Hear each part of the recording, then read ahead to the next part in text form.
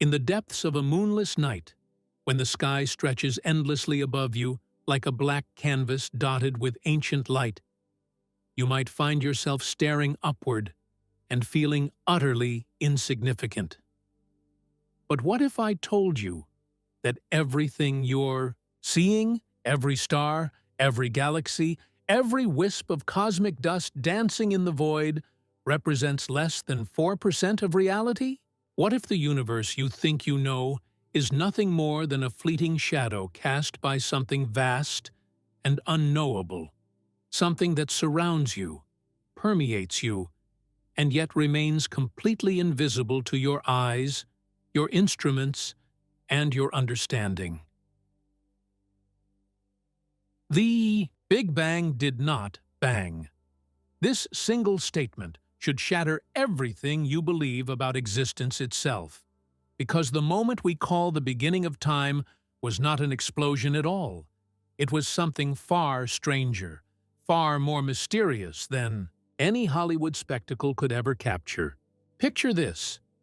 14 billion years ago, there was no darkness because there was no light to define it. There was no emptiness because there was no space to be empty. There was no silence because there were no ears to hear and no sound waves to travel through the nothingness that wasn't even nothing yet. And then, in an instant that lasted no time at all, everything that would ever exist burst into being, not with a bang, but with a whisper so profound that the universe is still, echoing with its implications. But here's where your comfortable understanding of reality begins to crumble like ancient parchment in your hands. If you could somehow travel back to that primordial moment and witness the birth of everything, you would see something that defies every instinct you have about how the world works. You would watch as matter, the stuff of stars and planets, and your own body, emerged from pure energy like actors stepping onto a stage. But you would also witness something else being born alongside the visible universe, something that would grow to become the dominant force in all of creation, yet remain forever hidden from direct observation. Imagine standing at the edge of an infinite ocean at midnight, where the water extends beyond every horizon and disappears into absolute darkness. Now imagine that this ocean is not made of water, but of something that has no name, no texture, no temperature, no reflection. You cannot see it, cannot touch it, cannot measure it directly, yet you know it's there because of how it affects everything around it. The waves you can see, the foam you can touch, the salt you can taste. These represent the 4% of the universe that we call normal matter. The vast, dark ocean itself, stretching beyond comprehension in every direction, is what scientists have come to call dark matter and dark energy. And you, standing on that shore, represent humanity trying to understand an existence that is 96% invisible. This is not a metaphor. This is not poetic license. This is the most profound and disturbing truth that modern science has ever uncovered. We live in a universe where the vast majority of everything that exists is completely unknown to us. The atoms that make up your body, the light that streams from stars, the planets that orbit distant suns, the galaxies that spiral through space like cosmic hurricanes. All of this, everything you can see and touch and measure, amounts to a tiny fraction of what's actually out there. The rest? It's a mystery so deep that it challenges the very foundations of physics, philosophy, and human understanding. You might be wondering how we could possibly know about something we cannot see. How can scientists claim with confidence that 96% of the universe is missing when, by definition, we cannot detect it directly? The answer lies in one of the most beautiful and haunting discoveries in the history of human knowledge. We can see the shadows cast by the invisible. Like a detective studying footprints in snow, to understand the creature that made them, astronomers have learned to read the subtle signs left behind by dark matter and dark energy as they shape the cosmos around us. Consider the galaxy you call home. The Milky Way spins through space like a cosmic pinwheel, its spiral arms trailing billions of stars in elegant curves that stretch across 100,000 light-years. By every law of physics you understand, this galaxy should tear itself apart. The stars at the outer edges are moving so fast that they should fly off into the void like stones from a broken sling. The gravitational pull of all the visible matter, every star, every planet, every grain of cosmic dust, is simply not strong enough to hold this stellar carnival together. Yet here it spins, stable and serene, as it has for billions of years. The only explanation that makes sense is that there must be something else there, something with tremendous gravitational influence, but no interaction with light. Imagine a vast scaffolding made of invisible material, holding the galaxy together like the framework of some impossible cathedral. This hidden architecture doesn't just exist in our galaxy. It's everywhere, woven into the fabric of space itself. Like an invisible web that connects every star, every galaxy, every cluster of galaxies across the observable universe. But dark matter, mysterious as it is, represents only about 27% of the missing universe. The remaining 68% is something even stranger, something that challenges not just our understanding of what exists, but our understanding of existence itself. Scientists call it dark energy, and it is perhaps the most alien concept ever to emerge from human investigation of the cosmos. While dark matter at least behaves like matter should, clumping together, exerting gravitational influence, providing structure to the universe, dark energy does something that should be impossible. It pushes space apart from the inside. Right now, as you read these words, the very fabric of space around you is expanding. Not expanding into something else, because there is no something else for it to expand into. Space itself is growing, creating more space between every point in the universe, stretching the distances between galaxies like dots on a balloon being inflated by some cosmic breath. This expansion isn't happening at the edges of the universe.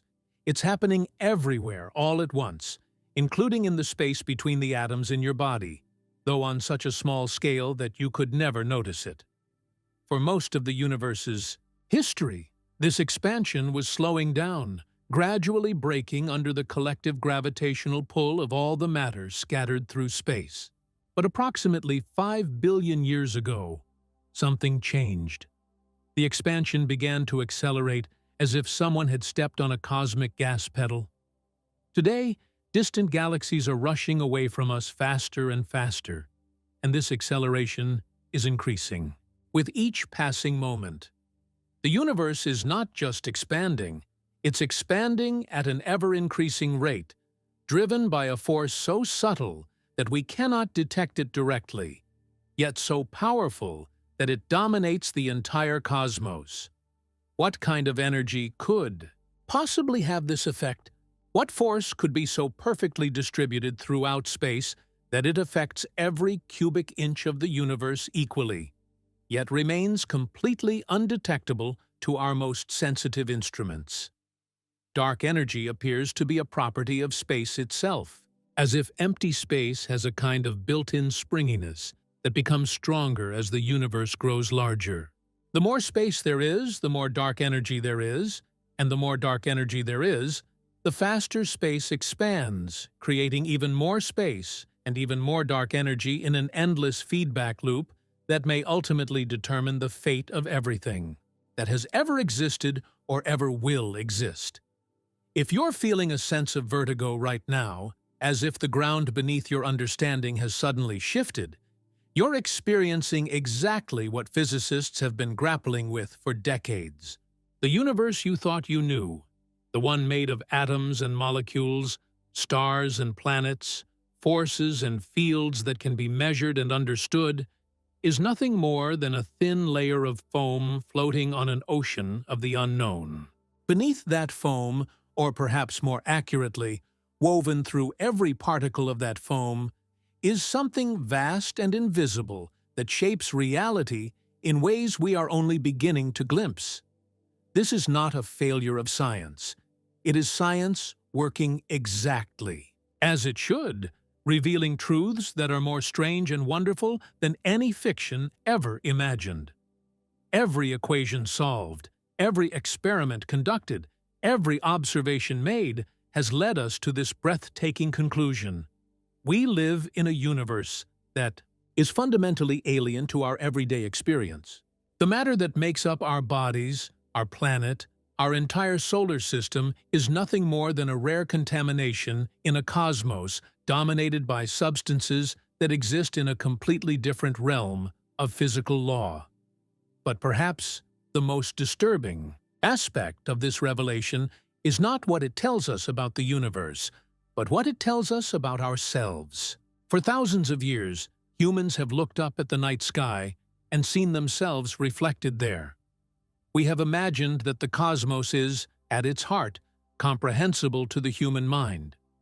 We have assumed that consciousness, life, intelligence represent something significant in the grand scheme of existence. We have believed that we matter, in the most literal sense of the word. Now, we must confront the possibility that we are not just small in the universe. We are made of the wrong kind of stuff entirely. The universe is not primarily made of matter as we understand it. It is made of something else, something that operates according to rules we have never encountered, something that may be as foreign to our experience as color is to a creature that has never seen light. We are not just specks of dust in a vast expanse. We are specks of the wrong kind of dust, briefly assembled into temporary patterns of complexity in a cosmos that is overwhelmingly composed of the invisible and the unknowable. Yet there is something magnificent in this revelation, something that should fill you with wonder rather than despair. You are witnessing the universe in the process of revealing its deepest secrets. You are alive at the moment in cosmic history when intelligent life is discovering that intelligence itself may be far rarer and more precious than ever imagined. You exist in a reality so strange and beautiful that no mythology ever conceived could capture its true essence. The 96% of the universe that remains hidden from us is not a void or an absence. It is presence of the most profound kind, a presence so complete that it shapes every moment of your existence without ever directly touching your senses. The darkness between the stars is not empty. The space around you is not vacant. You are surrounded, permeated, and sustained by a reality that extends far beyond anything you can see or touch or measure. Every breath you take, every thought you think, every emotion you feel occurs within a cosmic context so vast and mysterious that your mind can barely begin to grasp its implications. The invisible universe is not missing. It is here, right now, closer to you than your own heartbeat, more fundamental to your existence than the atoms of your body. In the moments to come, we will journey together into this hidden realm. We will explore the detective work that revealed its existence, the theories that attempt to explain its nature, and the profound questions it raises about the destiny of everything we hold dear. We will discover how dark matter sculpts galaxies, like an invisible artist working with clay made of starlight. We will uncover how dark energy may be writing the final chapter in the story of cosmic evolution. We will confront the possibility that our entire visible universe may be nothing more than a brief fluctuation in something far larger and more enduring than time itself. But first, you must let go of everything you think you know about reality. You must prepare yourself for a journey into a universe where the familiar laws of physics give way to mysteries that dwarf every question humanity has ever asked. You must ready yourself to encounter a cosmos so alien that it makes the deepest ocean trenches of Earth seem as familiar as your own backyard. The 96% of existence that remains hidden from us is about to emerge from the shadows, not as an answer to our questions, but as a question so profound that it may reshape the very meaning of existence itself. The invisible universe is calling. Are you ready to answer? Picture yourself standing in a cathedral made of light, where the walls stretch beyond comprehension, and the ceiling disappears into infinity. This is not a building constructed by human hands, but the universe itself in its earliest moments, a sanctuary of pure energy where matter had not yet learned to exist, where time was still finding its rhythm, and where the very concept of space was being written into the fundamental laws that would govern everything forever. You are witnessing the cosmic architecture being laid down, blueprint by blueprint, in an epoch so primordial that a single second contained more transformation than all of human history combined. The early universe wasn't just hot. It was a furnace where time itself was still learning to move. Temperature had no meaning because there were no atoms to vibrate, no molecules to dance with thermal energy. Instead, there was only pure possibility, raw potential crackling through dimensions that were still deciding how many of them should exist. If you could somehow survive in that environment, you would find yourself in a place where the distinction between matter and energy was not just blurred, it simply didn't exist yet. Everything was everything else, and everything else was everything. In a cosmic democracy of existence, where no particle had yet claimed the right to be different from any other. But here, in this moment of perfect unity, something extraordinary was about to happen. The universe was preparing to make a choice that would echo through 14 billion years of subsequent evolution. It was about to break its own perfect symmetry, to shatter the crystalline equality of its birth and create the first real differences in the cosmos. This breaking, this cosmic falling from grace, would determine not just what kinds of matter could exist, but what kinds would dominate the story of creation itself. Imagine a vast symphony where every instrument plays the same note in perfect unison, a single, pure tone that fills all of existence.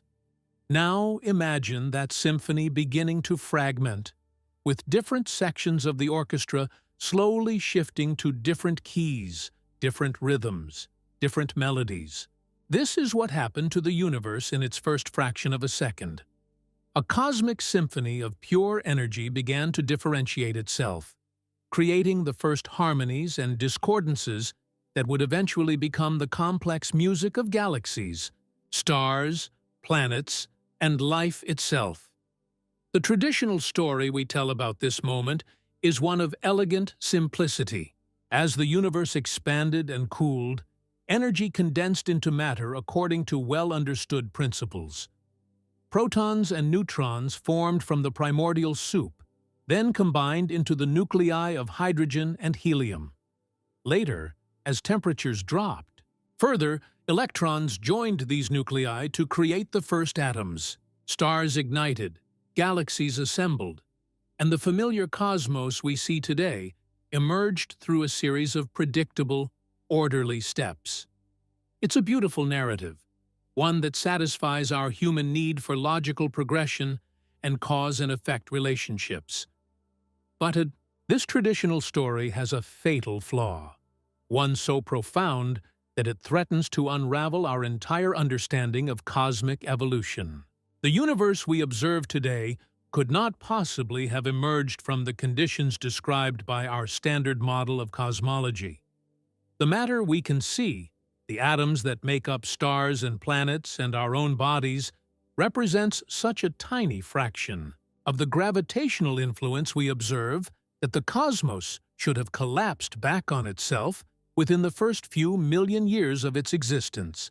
Instead, it not only survived, it thrived, creating structures of breathtaking complexity and beauty that continue to evolve and grow to this day. To understand this crisis, you must first understand what we thought we knew about cosmic construction. In the beginning, according to our best theories, the universe contained only the fundamental particles that would eventually become the matter we're familiar with today. These particles interacted according to the four basic forces of nature: gravity, electromagnetism, and the strong and weak nuclear forces. As the universe expanded and cooled, these particles began to assemble themselves into increasingly complex structures through the attractive power of gravity. But here's where the mathematics of the universe begin to rebel against this neat narrative. When cosmologists calculate how much gravitational attraction would be needed to hold together the structures we observe, galaxies, galaxy clusters, the vast web of cosmic architecture that spans billions of light years, they discover that the visible matter provides only a fraction of the necessary gravitational glue. It's as if you were trying to build a skyscraper using only the mortar, with no bricks to provide structural support.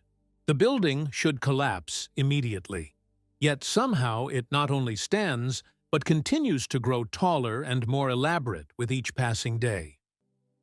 The first hints of this cosmic construction crisis emerged in the 1930s, when astronomer Fritz Zwicky was studying the Coma Cluster, a collection of over 1,000 galaxies bound together by gravity in a region of space about 20 million light-years across. Using the best telescopes of his era, Zwicky measured how fast individual galaxies within the cluster were moving relative to each other. What he found defied every expectation based on the known laws of physics. The galaxies were moving far too fast. According to the amount of visible matter in the cluster, the gravitational forces holding it together should have been far too weak to prevent these rapidly moving galaxies from flying apart like sparks from a cosmic firework. The cluster should have dispersed long ago, its constituent galaxies scattered across the universe by their own momentum. Yet, there it was, stable and coherent, as if held together by invisible hands. Zwicky proposed a radical solution. There must be matter in the cluster that he could not see, matter that provided the additional gravitational attraction needed to keep the system bound together. He called this hypothetical substance dunkle materie, dark matter, and suggested that it might outweigh the visible matter in the cluster by a ratio of hundreds to 1. At the time, this seemed like such an extreme and unlikely explanation that most astronomers dismissed it as the desperate speculation of a scientist unwilling to admit that his observations might be flawed. But Zwicky's dark revelation was just the beginning. In the decades that followed, as telescopes became more powerful and observational techniques more sophisticated, the evidence for invisible matter began to accumulate like snow in a cosmic blizzard. Every new survey of the heavens revealed the same disturbing pattern. The universe was full of structures that should not exist, held together by forces that could not be explained by the matter we could detect. The most dramatic confirmation came in the 1970s, when astronomer Vera Rubin began studying the rotation curves of spiral galaxies. A spiral galaxy is one of the most beautiful objects in the universe, a cosmic pinwheel where hundreds of billions of stars trace elegant curves around a central bulge, their orbital motion creating the characteristic spiral pattern that gives these systems their name.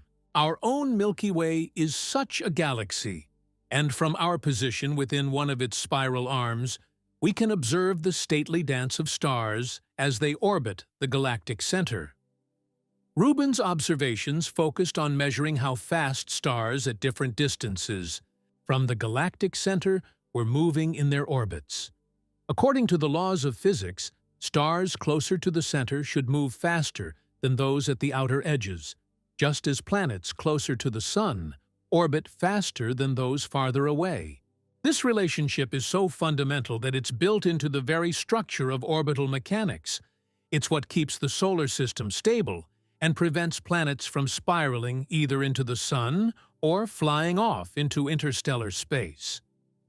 But when Rubin measured the actual velocities of stars in spiral galaxies, she discovered something that should have been impossible. Stars at the outer edges of galaxies were moving just as fast as those near the center, in clear violation of everything we understood about how gravity works. It was as if the planets in our solar system were all orbiting the Sun at the same speed, regardless of their distance, a scenario that would tear the solar system apart within a few million years. The implications were staggering. Either our understanding of gravity was fundamentally wrong, or there was far more matter in these galaxies than anyone had ever imagined. The visible stars, gas clouds, and dust that make up the bright, photogenic parts of galaxies represented only the tip of an enormous iceberg. The bulk of each galaxy's mass was invisible, distributed in a roughly spherical halo that extended far beyond the visible disk of stars. These dark matter halos, as they came to be known, were not just minor additions to galactic architecture, they were the dominant structural component. The beautiful spiral patterns we see in galactic photographs, the stellar nurseries where new stars are born, the supermassive black holes at galactic centers, all of this was nothing more than ornamentation on a vast invisible framework. It was as if we had been admiring the decorative elements of a building while remaining completely unaware of the steel girders and concrete foundations that actually held it up. But the mystery of dark matter was only the first crack in our understanding of cosmic construction. As astronomers pushed their observations to ever greater distances, peering deeper into space and further back in time, they uncovered an even more profound puzzle. The universe itself, the very fabric of space and time, was behaving in ways that challenged the most basic assumptions about how reality should work. The key discovery came from observations of distant supernovae, stellar explosions so bright that they can be seen across billions of light-years of space.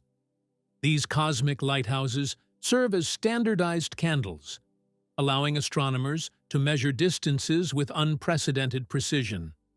By comparing the brightness of a supernova to its known intrinsic luminosity, scientists can calculate exactly how far away it is.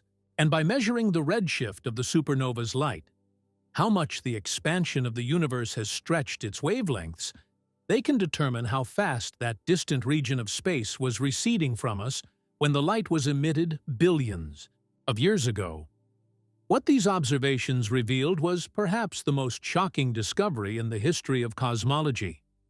The expansion of the universe, which had been gradually slowing down under the influence of gravity for the first 9 billion years of cosmic history, had suddenly begun to accelerate.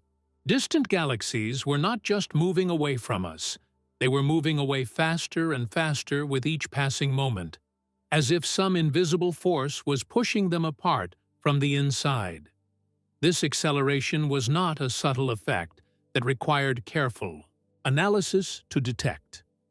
It was dramatic and undeniable, a cosmic phenomenon so powerful that it dominated the behavior of the entire observable universe. Something was overwhelming the gravitational attraction of all the matter in the cosmos, both visible and dark, and driving space itself to expand at an ever-increasing rate. The force responsible for this acceleration was even more mysterious than dark matter. While dark matter at least behaved like matter should, clumping together and exerting gravitational influence in predictable ways, this new component of the universe seemed to have properties that bordered on the magical. It was perfectly smooth, distributed uniformly throughout space, and it pushed rather than pulled. Scientists gave it a name that captured both its mysterious nature and its dramatic effects: dark energy. Unlike dark matter, which reveals its presence through its gravitational influence on visible matter, dark energy affects the universe in a more fundamental way. It doesn't just influence how matter moves through space, it influences the nature of space itself. Every cubic centimeter of empty space contains a tiny amount of dark energy, and as the universe expands and creates more space, it creates more dark energy. This creates a feedback loop that drives ever faster expansion. More space means more dark energy, which means faster expansion, which means even more space, and so on in an endless cosmic crescendo. The mathematics of this discovery paint a picture of a universe that is not just strange, but actively alien to human intuition. Dark energy makes up approximately 68% of everything that exists. Dark matter accounts for another 27%. The remaining 5%, the stars, planets, gas clouds, and exotic particles that make up everything we can directly observe, represents nothing more than a thin foam floating on an ocean of the invisible and incomprehensible.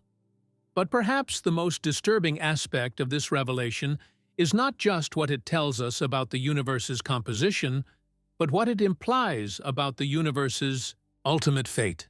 If dark energy continues to dominate cosmic evolution the way it has for the past 5 billion years, the future holds a scenario of such profound loneliness that it challenges our deepest assumptions about meaning and purpose in the cosmos.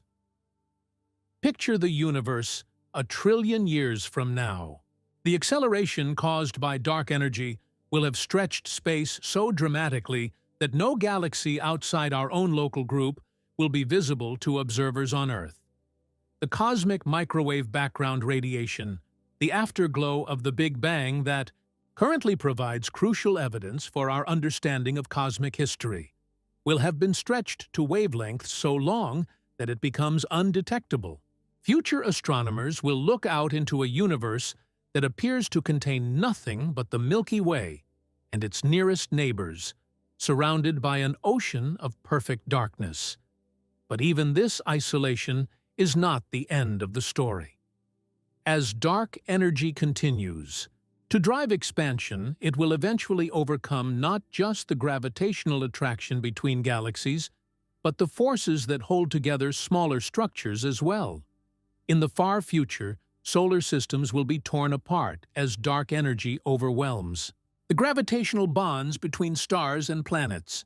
Eventually, even atoms themselves may be stretched beyond their breaking point, their component particles scattered across a universe so vast and empty that the concept of matter becomes meaningless. This scenario, known as the Big Rip, represents the ultimate triumph of dark energy over every other force in the universe. It is a vision of cosmic evolution that ends not with a bang or a whimper, but with a slow, inexorable dissolution of everything that has ever existed or ever could exist. The universe that began with the mysterious birth of space and time itself would end with their equally mysterious destruction, leaving behind nothing but empty space, expanding forever into an infinity that has no meaning because there is nothing left to give it context. Yet even as we contemplate this cosmic endgame, we must remember that our understanding of dark energy is still in its infancy. The force that dominates the universe and determines its ultimate fate remains almost completely unknown to us. We can measure its effects with extraordinary precision, but we have no idea what it actually is or why it exists. It could be a property of space itself, a manifestation of quantum fields that permeate all of reality, or something even more exotic, perhaps a sign that our universe is embedded in a larger multidimensional structure that we cannot even imagine. The mystery deepens when we consider that dark energy's dominance over cosmic evolution is a relatively recent development. For the first 9 billion years of the universe's existence, matter and dark matter were the dominant components, their gravitational attraction gradually slowing the expansion that began with the Big Bang. It was only when the universe had expanded enough to dilute the density of matter below a critical threshold that dark energy began to take control. This transition represents one of the most important phase changes in cosmic history, a moment when the universe shifted from a regime dominated by attraction to one dominated by repulsion. Why did this transition happen when it did? Why does dark energy have exactly the strength it has, rather than being stronger or weaker? If dark energy had been even slightly more powerful, it would have prevented the formation of galaxies and stars, leaving the universe cold and empty from its earliest moments. If it had been weaker, the universe might have collapsed back on itself before complex structures could form.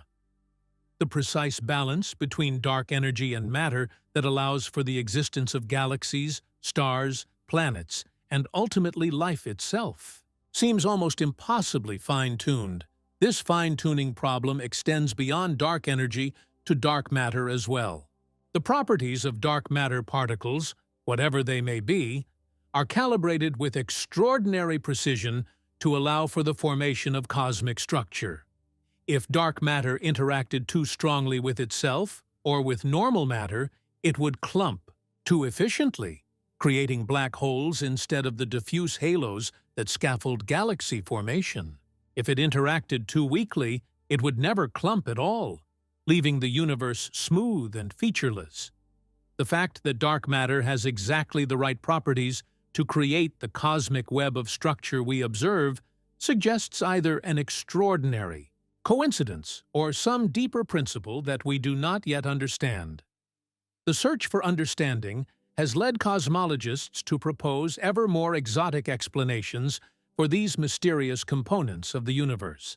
Dark matter might consist of particles so different from anything we've ever encountered that they exist in a kind of shadow world, interacting with our familiar matter only through gravity. These particles might have been created in the first moments after the Big Bang through processes that have no analog in the physics we can study in laboratories today. They might be relics of extra dimensions that folded themselves away in the early universe, leaving only their gravitational signatures behind. Dark energy presents even greater conceptual challenges. It might emerge from the quantum vacuum itself, the seething sea of virtual particles that quantum mechanics tells us permeates all of space. But calculations based on quantum field theory predict a vacuum energy density that is larger than the observed dark energy density by a factor of 10 or 20, a discrepancy so enormous that it represents the worst prediction in the history of physics. Alternatively, dark energy might be a manifestation of a new field that fills all of space, similar to the Higgs field that gives particles their mass, but with properties so strange that it pushes space apart rather than affecting matter directly. Some cosmologists have suggested even more radical possibilities. Perhaps dark energy is a sign that our understanding of gravity itself is incomplete.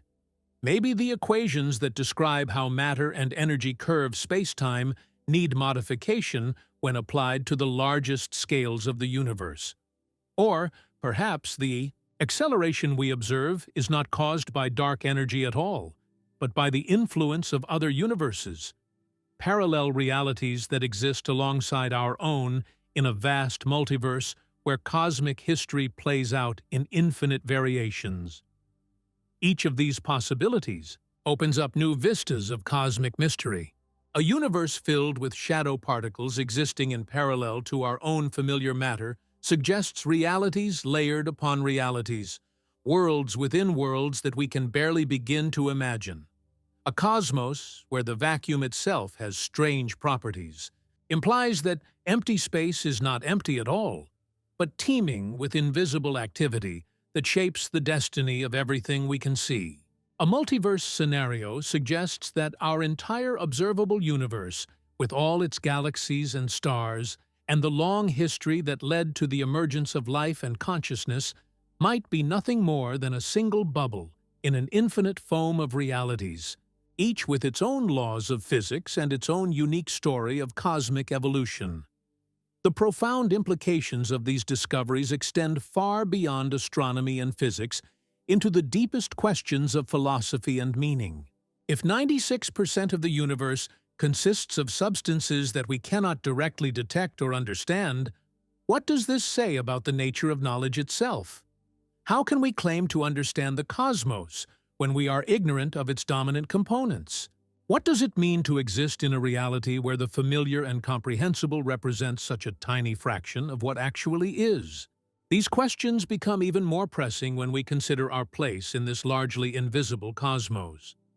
The atoms that make up our bodies were forged in the nuclear furnaces of stars that lived and died billions of years before the Earth was born. We are, quite literally, made of star stuff. Cosmic matter that has undergone eons of processing through stellar interiors, supernova explosions, and planetary formation. This connection between our physical being and the grand cycles of cosmic evolution has always provided a sense of belonging to the universe, a feeling that we are part of something larger and more enduring than our individual lives. But if normal, matter represents only a small contamination in a cosmos dominated by dark substances, then our connection to the universe becomes far more tenuous and mysterious. We are not just made of star stuff. We are made of the wrong kind of star stuff, assembled from the minority component of cosmic matter in a universe whose dominant substances remain completely alien to us. Our entire biosphere, our planet, our solar system, our galaxy, all of it floats like an island of the familiar in an ocean of the incomprehensible. Yet there is something magnificent in this revelation, something that should inspire wonder rather than despair. We are witnessing the universe in the process of revealing its deepest secrets, discovering that reality extends far beyond anything our ancestors could have imagined. The cosmos is not just larger than we thought, it is stranger than we thought, more mysterious, more filled with possibility and potential than any mythology ever conceived. The invisible scaffolding of dark matter that holds galaxies together, the dark energy that drives the acceleration of cosmic expansion, the shadow particles and quantum fields and extra dimensions that might exist alongside our familiar three-dimensional space.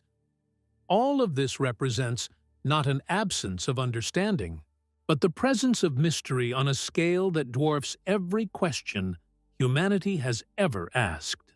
We live in a universe that is actively teaching us about the limitations of our current knowledge, while simultaneously revealing glimpses of truths so profound that they may reshape our understanding of existence itself. The 96% of the universe that remains hidden from us is not empty space or vacant void. It is presence of the most fundamental kind, presence so complete and pervasive that it shapes every moment of our existence without ever directly touching our senses. The dark matter halo that surrounds our galaxy influences the orbit of our solar system through the Milky Way. The dark energy that permeates space affects the rate at which time passes and the geometry of the spacetime through which we move. We are not separate from the invisible universe. We are embedded within it, sustained by it, and shaped by forces we cannot see but cannot escape. This hidden reality calls to us from beyond the limits of current understanding, challenging us to expand our conception of what it means to exist in a cosmos far stranger and more wonderful than we ever dared imagine. The journey to understand the missing 96% of the universe is not just a scientific quest. It is an exploration of the deepest mysteries of existence itself, a voyage into the unknown that may ultimately transform our understanding of reality, consciousness, and our place in the grand cosmic story that continues to unfold around us with each passing moment. Imagine standing at the edge of a vast construction site where invisible architects are building structures so enormous that entire galaxies serve as mere decoration on their frameworks. You cannot see the builders, cannot touch their materials, cannot comprehend their blueprints. Yet everywhere you look, you see evidence of their work. This is not a metaphor. This is the literal reality of our universe, where dark matter serves as the cosmic construction crew, assembling the largest structures in existence according to plans that remain completely hidden from human understanding. The story of how we discovered these invisible architects begins with one of the most profound realizations in the history of science. The universe is not what it appears to be. For centuries, astronomers had assumed that what they could see through their telescopes represented the full inventory of cosmic matter. Stars, gas clouds, planets, and the occasional comet or asteroid were thought to account for, essentially, everything that existed in space. This assumption seemed reasonable. After all, these objects glowed with their own light, or reflected the light of nearby stars, making them visible across vast distances. What could be more natural than assuming that the universe was made primarily of things that could be seen? But the universe had been keeping a secret, one so vast and fundamental that its revelation would shake the foundations of physics itself. The visible matter that had captured human imagination for millennia, the stuff of stars and planets and our own bodies, represented nothing more than a thin veneer over something immeasurably larger and more mysterious. Beneath the bright surface of the cosmos lay a hidden reality that dwarfed everything we thought we knew about existence. The first glimpse of this hidden reality came through the patient work of astronomers who were not content simply to marvel at the beauty of the night sky, but who insisted on measuring it, weighing it, and subjecting it to the rigorous analysis that separates science from mere wonder. These cosmic accountants discovered that the books of the universe simply did not balance. There was far more gravitational influence than there was visible matter to account for it, as if some invisible hand was moving the pieces on a cosmic chessboard according to rules that no one could see. Fritz Zwicky's discovery of dark matter in the Coma cluster was just the beginning of a revolution in cosmic understanding that continues to this day. As observational techniques became more sophisticated and telescopes more powerful, the evidence for invisible matter began to accumulate like snow in a cosmic blizzard. Every new survey of the heavens revealed the same disturbing pattern. Structures that should not exist, held together by forces that could not be explained, moving in ways that defied the known laws of physics.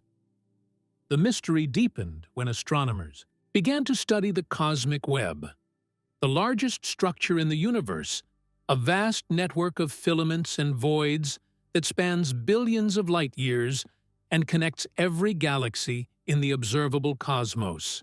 This web is not made of matter as we understand it, yet it shapes the distribution of every star and planet in existence. Imagine a spider's web made of invisible silk, stretching across a darkened room. You cannot see the web itself, but you can observe how dust motes and small insects move along its strands, revealing the hidden architecture that governs their motion. This is precisely how dark matter reveals itself, not through direct observation, but through its influence on the visible matter that decorates its invisible framework. The architecture of this cosmic web is breathtaking in its complexity and scope. Dark matter forms vast halos around galaxies, creating gravitational wells that capture and hold normal matter like insects in an invisible trap. These halos extend far beyond the visible boundaries of galaxies, creating spheres of influence that can be millions of light-years across. Within these halos, smaller substructures form and merge in an endless dance of gravitational choreography that has been ongoing for billions of years. But dark matter is not simply a passive scaffolding upon which visible matter hangs like decorative ornaments. It is an active participant in cosmic evolution, a dynamic component that shapes the formation and destiny of every structure in the universe. Dark matter particles, whatever they may be, interact with each other through gravitational forces in ways that create patterns of incredible beauty and complexity. Computer simulations of dark matter evolution reveal structures that look like vast neural networks, with filaments of invisible matter connecting nodes of high density and patterns that eerily resemble the organization of brain tissue, or the mycelial networks that connect forest ecosystems. These simulations have revealed something even more remarkable. The universe has a memory. The current distribution of dark matter carries within it the imprint of conditions that existed when the cosmos was less than 400,000 years old. Tiny fluctuations in density that originated in the first moments after the Big Bang have been amplified over billions of years of cosmic evolution, growing into the vast structures we observe today.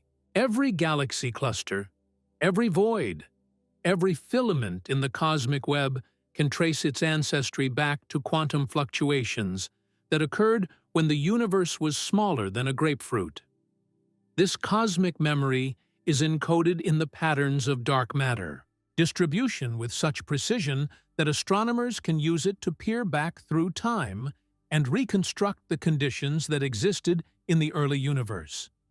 By studying the large-scale structure of the cosmos today, scientists can determine the values of fundamental parameters that governed cosmic evolution billions of years ago. It is as if the universe has been keeping a detailed diary of its own development, written in a language of gravitational influence that only now are we beginning to learn to read. The particles that make up dark matter remain one of the greatest mysteries in modern physics. They must have properties unlike anything we have ever encountered in laboratory experiments. They cannot emit, absorb, or scatter light in any detectable way, yet they must interact gravitationally with normal matter and with each other. They must be stable over cosmic timescales, remaining essentially unchanged for billions of years, yet they must have been produced in enormous quantities during the early moments of the universe's existence. Leading candidates for dark matter particles read like a bestiary of exotic physics. Weakly interacting massive particles, or WIMPs, are hypothetical particles that would interact with normal matter only through gravity and the weak nuclear force. These particles would pass through ordinary matter as if it were not there, yet they would clump together under their own gravitational influence to form the halos and filaments we observe. Axions are even more exotic, ultralight particles that would exist in such enormous numbers that their collective gravitational influence could account for dark matter, even though each individual particle would have almost no mass at all. Even stranger possibilities include sterile neutrinos, ghostly particles that would be even more elusive than the already nearly undetectable neutrinos that stream through our bodies by the trillions every second. Or perhaps dark matter consists of particles that exist in extra dimensions of space, interacting with our three-dimensional world only through gravity. These particles would be literally invisible to us, not because they do not emit light, but because they exist in directions we cannot even imagine, perpendicular to every direction we know. The search for dark matter particles has led to some of the most sensitive and sophisticated experiments ever devised. Deep underground, shielded from cosmic rays and other sources of interference, detectors wait patiently for the rare collision between a dark matter particle and an atomic nucleus. These experiments are marvels of precision engineering, capable of detecting energy deposits so small that they represent the interaction of just a few atoms. Yet despite decades of searching with ever more sensitive instruments, dark matter particles continue to elude direct detection. Remaining as mysterious as they were when Fritz Zwicky first proposed their existence nearly a century ago. This elusiveness has led some scientists to propose even more radical alternatives. Perhaps dark matter is not made of particles at all, but represents a modification to our understanding of gravity itself. The theory of modified Newtonian dynamics, or MOND, suggests that gravitational forces behave differently on cosmic scales than they do in laboratory experiments. According to this theory, the missing mass that we attribute to dark matter is simply a manifestation of gravity acting in ways we do not yet understand when applied to very large distances and very small accelerations. But MOND faces its own set of challenges. While it can explain some observations of galactic rotation curves, it struggles to account for other phenomena, such as the behavior of galaxy clusters or the patterns observed in the cosmic microwave background radiation. Most cosmologists favor dark matter models because they provide a more comprehensive explanation for the full range of cosmic observations, even though the nature of dark matter particles remains completely unknown. The mystery of dark matter is intertwined with another cosmic enigma that is even more perplexing: the accelerating expansion of the universe driven by dark energy. While dark matter at least behaves like matter should, clumping together under its own gravitational influence and providing the scaffolding for cosmic structure formation, dark energy exhibits properties that seem to violate every intuition we have about how the universe should work. Dark energy is not just mysterious in its composition, it is mysterious in its very existence. For most of the universe's history, cosmic expansion was gradually slowing down under the influence of gravity, exactly as our theories predicted it should. All the matter in the universe, both visible and dark, was pulling back against the expansion that began with the Big Bang, like a ball thrown upward, gradually slowing as Earth's gravity pulls it back down. This deceleration was so fundamental to our understanding of cosmic evolution that it was built into every model of how the universe should behave over time. But approximately 5 billion years ago, something changed. The expansion of the universe began to accelerate, as if someone had suddenly turned on a cosmic engine that pushed space apart from the inside. This acceleration was not a gradual change. It was a dramatic transition that marked one of the most important phase changes in cosmic history. The universe shifted from a regime dominated by matter and its gravitational attraction to one dominated by a mysterious force that acts like gravitational repulsion. The evidence for this cosmic acceleration comes from observations of distant supernovae, stellar explosions so bright that they can be seen across billions of light-years of space. These cosmic beacons serve as standardized candles, allowing astronomers to measure cosmic distances with unprecedented precision. By comparing the distances to these supernovae with their redshifts, the amount by which the expansion of the universe has stretched their light, scientists can reconstruct the history of cosmic expansion over the past several billion years. What they discovered was completely unexpected. Instead of finding evidence for the gradual deceleration that all theoretical models predicted, the supernova observations revealed that cosmic expansion has been speeding up for the past 5 billion years. Distant galaxies are not just moving away from us, they are moving away faster and faster with each passing moment, as if the universe itself has developed an appetite for growth that becomes stronger the more it feeds. This acceleration requires the existence of something with properties unlike anything ever encountered in physics, a form of energy that is distributed uniformly throughout space and that becomes more dominant as the universe expands. Unlike matter, which becomes more dilute as space grows larger, dark energy maintains constant density, even as the volume of the universe increases. This means that as the universe expands and creates more space, it creates more dark energy, which drives even faster expansion, creating even more space and even more dark energy in an endless feedback loop. The implications of this discovery are staggering. Dark energy currently makes up approximately 68% of everything that exists in the universe. It is not just the dominant component of cosmic matter energy.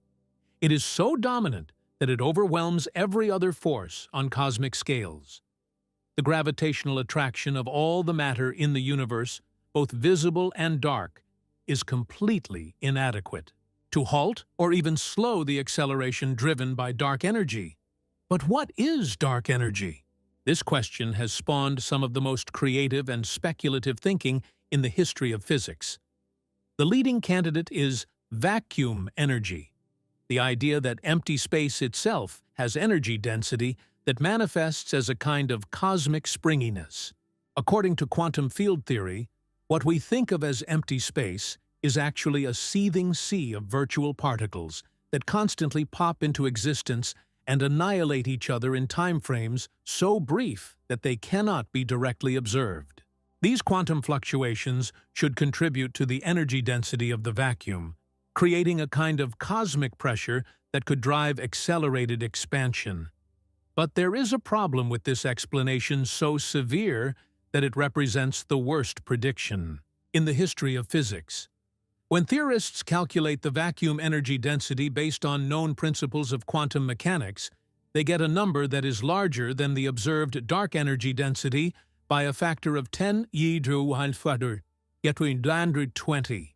This is not just a small discrepancy that could be explained by measurement error or missing factors. It is a disagreement so enormous that it suggests either our understanding of quantum mechanics is fundamentally flawed or dark energy has nothing to do with vacuum fluctuations. Alternative explanations for dark energy are even more exotic. Perhaps it is a manifestation of a new field that permeates all of space, similar to the Higgs field that gives particles their mass, but with the strange property that it pushes space apart rather than affecting matter directly. This hypothetical field, sometimes called quintessence, would need to have properties carefully tuned to produce exactly the observed rate of cosmic acceleration. Not so strong that it would have prevented the formation of galaxies and stars, but strong enough to dominate the current expansion of the universe. Even stranger possibilities include the idea that dark energy is not a property of our universe at all, but a manifestation of interactions between our cosmos and other universes in a vast multiverse. Perhaps the acceleration we observe is caused by our universe expanding into a higher dimensional space, populated by other universes, each with its own laws of physics and its own unique history of cosmic evolution. In this scenario, dark energy would be a kind of cosmic friction or pressure caused by the interactions between different realities. Some theorists have proposed that dark energy might be connected to the arrow of time itself, the mysterious a symmetry that causes time to flow in one direction rather than another. According to these theories, the expansion of the universe and the increase in cosmic entropy are not separate phenomena, but different aspects of the same underlying process. Dark energy would then represent the universe's tendency to maximize entropy and minimize information, driving expansion as a way of creating more space for disorder to grow. The search for understanding dark energy has led physicists to question some of the most fundamental assumptions about the nature of space, time, and reality itself.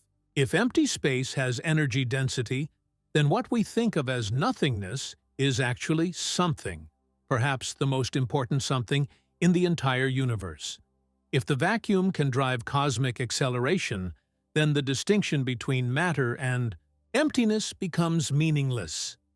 If dark energy is connected to the flow of time, then space and time are not just the stage upon which cosmic drama plays out, but active participants in the performance itself.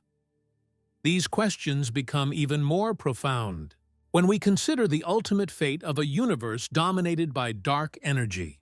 If the current acceleration continues indefinitely, the cosmos faces a future of such extreme isolation that it challenges every assumption we make about meaning and purpose in the universe. As dark energy drives space to expand faster and faster, the distances between galaxies will grow until no galaxy outside our own local group will be visible to future astronomers. The cosmic microwave background radiation, the afterglow of the Big Bang that currently provides crucial evidence for our understanding of cosmic history, will be stretched to wavelengths so long that it becomes undetectable. But even this cosmic loneliness may not be the end of the story. If dark energy continues to strengthen as the universe expands, it may eventually overcome not just the gravitational attraction between galaxies, but the forces that hold together smaller structures as well. Solar systems could be torn apart, as dark energy overwhelms the gravitational bonds between stars and planets. Planets could be separated from their moons. Eventually, even atoms themselves might be stretched beyond their breaking point, their component particles scattered across a universe so vast and empty that the very concept of matter becomes meaningless. This scenario, known as the Big Rip, represents the ultimate triumph of dark energy over every other force in the universe. It is a vision of cosmic evolution that ends not with the heat death predicted by classical thermodynamics, but with a kind of geometric death, the complete dissolution of all structure and organization through the relentless expansion of space itself. The universe that began with the mysterious birth of space and time would end with their equally mysterious destruction, leaving behind nothing but empty space expanding forever into an infinity that has no meaning because there is nothing left to give it context. Yet even as we contemplate this cosmic endgame, we must remember that our understanding of dark energy is still in its infancy. The observations that revealed cosmic acceleration are less than 3 decades old, and the theoretical frameworks we use to understand dark energy are still being developed. Dark energy might not be constant over cosmic time. It could strengthen, weaken, or even change sign, transforming from cosmic repulsion to cosmic attraction. The future of the universe depends critically on the properties of this mysterious component, properties that remain almost completely unknown despite intensive observational and theoretical efforts. The profound mysteries of dark matter and dark energy have forced cosmologists to confront the possibility that our entire understanding of the universe is built on incomplete foundations. We have learned to navigate the cosmos using only 5% of its contents, like sailors who have mastered the art of reading wind and weather while remaining completely ignorant of the vast ocean currents that actually determine their course. The visible universe, stars, galaxies, planets, and everything we can directly observe, may be nothing more than a thin film of scum floating on an ocean of the invisible and incomprehensible. This realization has profound implications not just for physics and astronomy, but for philosophy and our understanding of humanity's place in the cosmic order. We are not just small in the universe. We are made of the wrong kind of matter entirely. The atoms that constitute our bodies, the planets we live on, the stars that warm our worlds, all of this represents a rare and perhaps accidental contamination. In a cosmos dominated by substances that remain completely alien to our experience. Yet there is something magnificent in this discovery, something that should inspire wonder rather than despair. We are witnessing the universe in the process of revealing its deepest secrets, learning that reality extends far beyond anything our ancestors could have imagined. The cosmos is not just larger than we thought. It is stranger than we thought, more mysterious, more filled with possibility and potential than any mythology ever conceived. The invisible scaffolding of dark matter that shapes the cosmic web, the dark energy that drives the acceleration of space itself, the quantum fields and virtual particles that may give vacuum its strange properties, all of this represents not an absence of understanding, but the presence of mystery on a scale that dwarfs every question humanity has ever asked. We live in a universe that is actively teaching us about the limitations of our current knowledge, while simultaneously revealing glimpses of truths so profound that they may reshape our understanding of existence itself. The journey to understand. The missing 96% of the universe has already transformed our conception of reality in ways that would have been unimaginable just a few decades ago. We have learned that the cosmos is not a collection of isolated objects moving through empty space, but a unified system where invisible fields and particles create the very conditions that allow visible matter to exist. We have discovered that the future of everything we see and touch and care about depends on the properties of substances we cannot detect and do not understand. But perhaps most importantly, we have learned that the universe is far stranger and more wonderful than we ever dared imagine. The dark matter and dark energy that dominate the cosmos are not empty voids or absent components. They are presence of the most fundamental kind, invisible realities that shape every moment of our existence without ever directly touching our senses. They remind us that mystery is not the enemy of science, but its greatest gift, providing endless opportunities for discovery and wonder in a cosmos whose secrets may be infinite. The exploration of dark matter and dark energy represents humanity's greatest intellectual adventure, a quest that pushes the boundaries of observation, theory, and imagination to their absolute limits. As we stand on the threshold of new discoveries that may finally reveal the nature of the invisible universe, we must prepare ourselves for revelations that could be even more surprising than anything we have already learned. The cosmos has already taught us that it is not what it appears to be.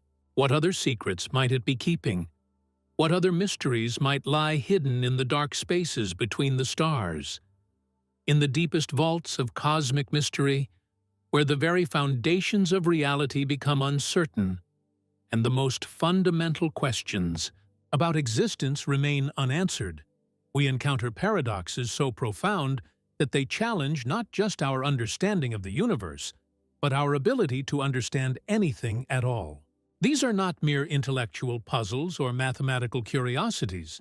They are cracks in the fabric of knowledge itself, places where the comfortable certainties of science give way to questions that may be literally unanswerable. Imagine standing at the edge of a vast canyon where the bottom disappears into absolute darkness, and you realize that this canyon represents the limits of human knowledge. Every step forward into the mystery of dark matter and dark energy has brought us closer to this precipice, revealing not just how much we don't know, but how much we may never be able to know. The missing 96% of the universe is not simply hidden from us. It may be inherently unknowable, existing in realms of reality that are fundamentally inaccessible to human observation and comprehension. The first and perhaps most disturbing of these cosmic paradoxes emerges from the very nature of scientific observation itself. To study the universe, we must observe it, but observation requires interaction. Light must bounce off objects, particles must collide, forces must be exchanged. Yet dark matter, by definition, does not interact with light or electromagnetic radiation in any way we can detect. It reveals itself only through its gravitational influence, like a ghost that can move objects but cannot be seen, touched, or directly confronted. This creates what philosophers of science call the problem of the unobservable. How can we claim to know anything about something that is, by its very nature, beyond the reach of direct observation? Dark matter particles, if they exist, might be streaming through your body right now by the billions, passing through every atom without leaving any trace of their passage. You are potentially immersed in an ocean of invisible matter that outnumbers the atoms of your body by vast ratios, yet you have no more direct awareness of this dark ocean than a fish has of the water. in which it swims. The problem becomes even more acute when we consider that our entire scientific method is based on the assumption that the fundamental properties of the universe can be discovered through careful observation and measurement. But what if the most important properties of the universe are precisely those that cannot be observed? What if reality consists primarily of phenomena that lie forever beyond the reach of scientific investigation? This is not merely a philosophical question. It has practical implications for how we understand the limits of human knowledge. Traditional science has always assumed that given enough time, enough resources, and enough ingenuity, any mystery could eventually be solved. The universe might be complex, but it was assumed to be fundamentally comprehensible to the human mind, equipped with the proper tools and methods. The discovery of dark matter and dark energy forces us to confront the possibility that this assumption is wrong. Consider the paradox of cosmic scale. The universe we observe extends for billions of light-years in every direction, containing structures so vast that light takes millions of years to cross them. Yet according to our best theories, this observable universe may represent only a tiny fraction of a much larger reality that extends far beyond what we can ever hope to see. The cosmic microwave background radiation, the most distant light we can detect, shows us the universe as it existed when it was only 380,000 years old. Beyond this cosmic horizon lies a realm that is not just distant, but fundamentally inaccessible, hidden from us not by space, but by time itself. But here's where the paradox deepens. If the universe extends infinitely beyond our observable horizon, then it must contain infinite duplicates of everything we see, including infinite copies of you reading these words at this very moment. In an infinite universe, every possible arrangement of matter must occur not just once, but infinitely many times. There are infinite versions of Earth, infinite versions of human history, infinite versions of every moment that has ever occurred or ever could occur. This multiplicity creates philosophical problems that make the mind real. If there are infinite copies of you scattered throughout an infinite universe, then which one is the real you? What does individual identity mean in a cosmos where every possible version of yourself exists simultaneously?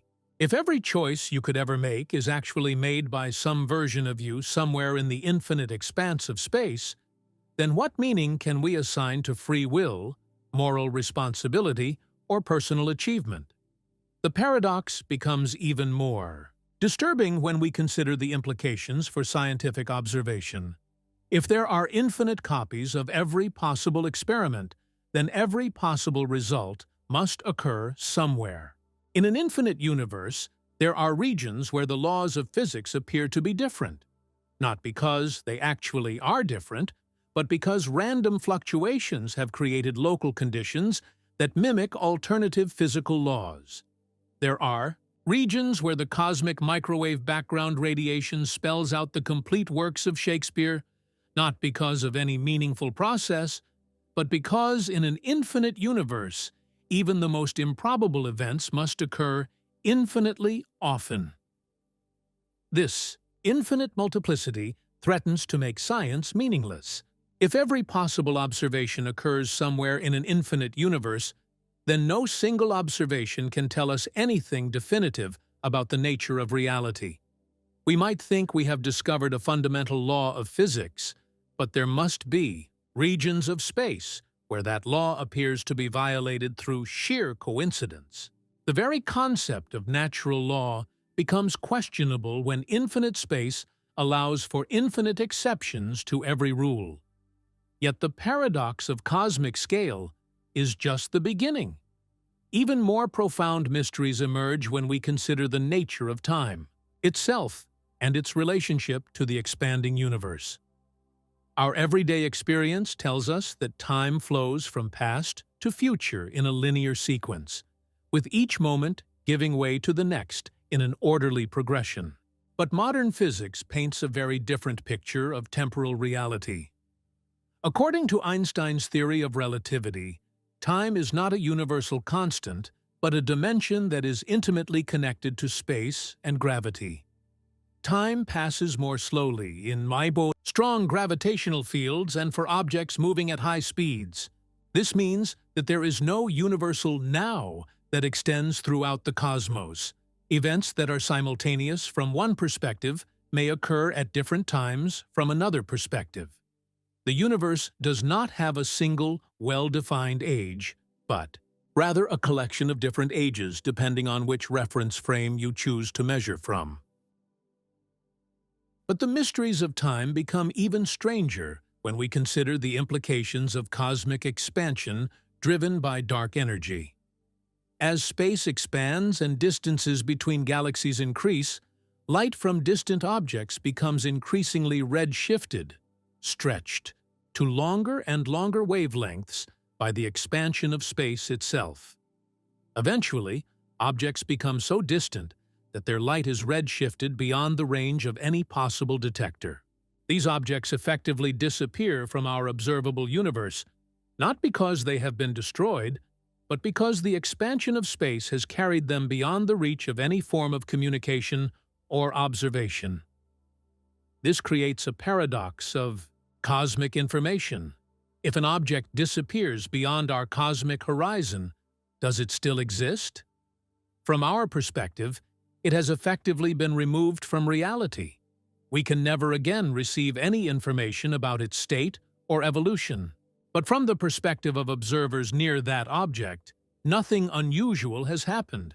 They continue to exist, to evolve, to experience reality in ways that are completely cut off from our own experience. Imagine reality as a film reel, where every frame represents a moment in time, but the projector can only illuminate a small portion of the reel at any given moment. As cosmic expansion accelerates, the illuminated region shrinks, cutting off more and more of the film from view. The parts of the film that slip into darkness don't cease to exist. They simply become inaccessible to the observer.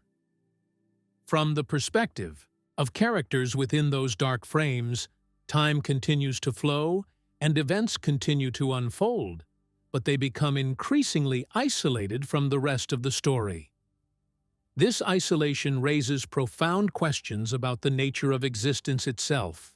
If parts of the universe become permanently cut off from all possible observation or interaction, in what sense can we say they continue to exist?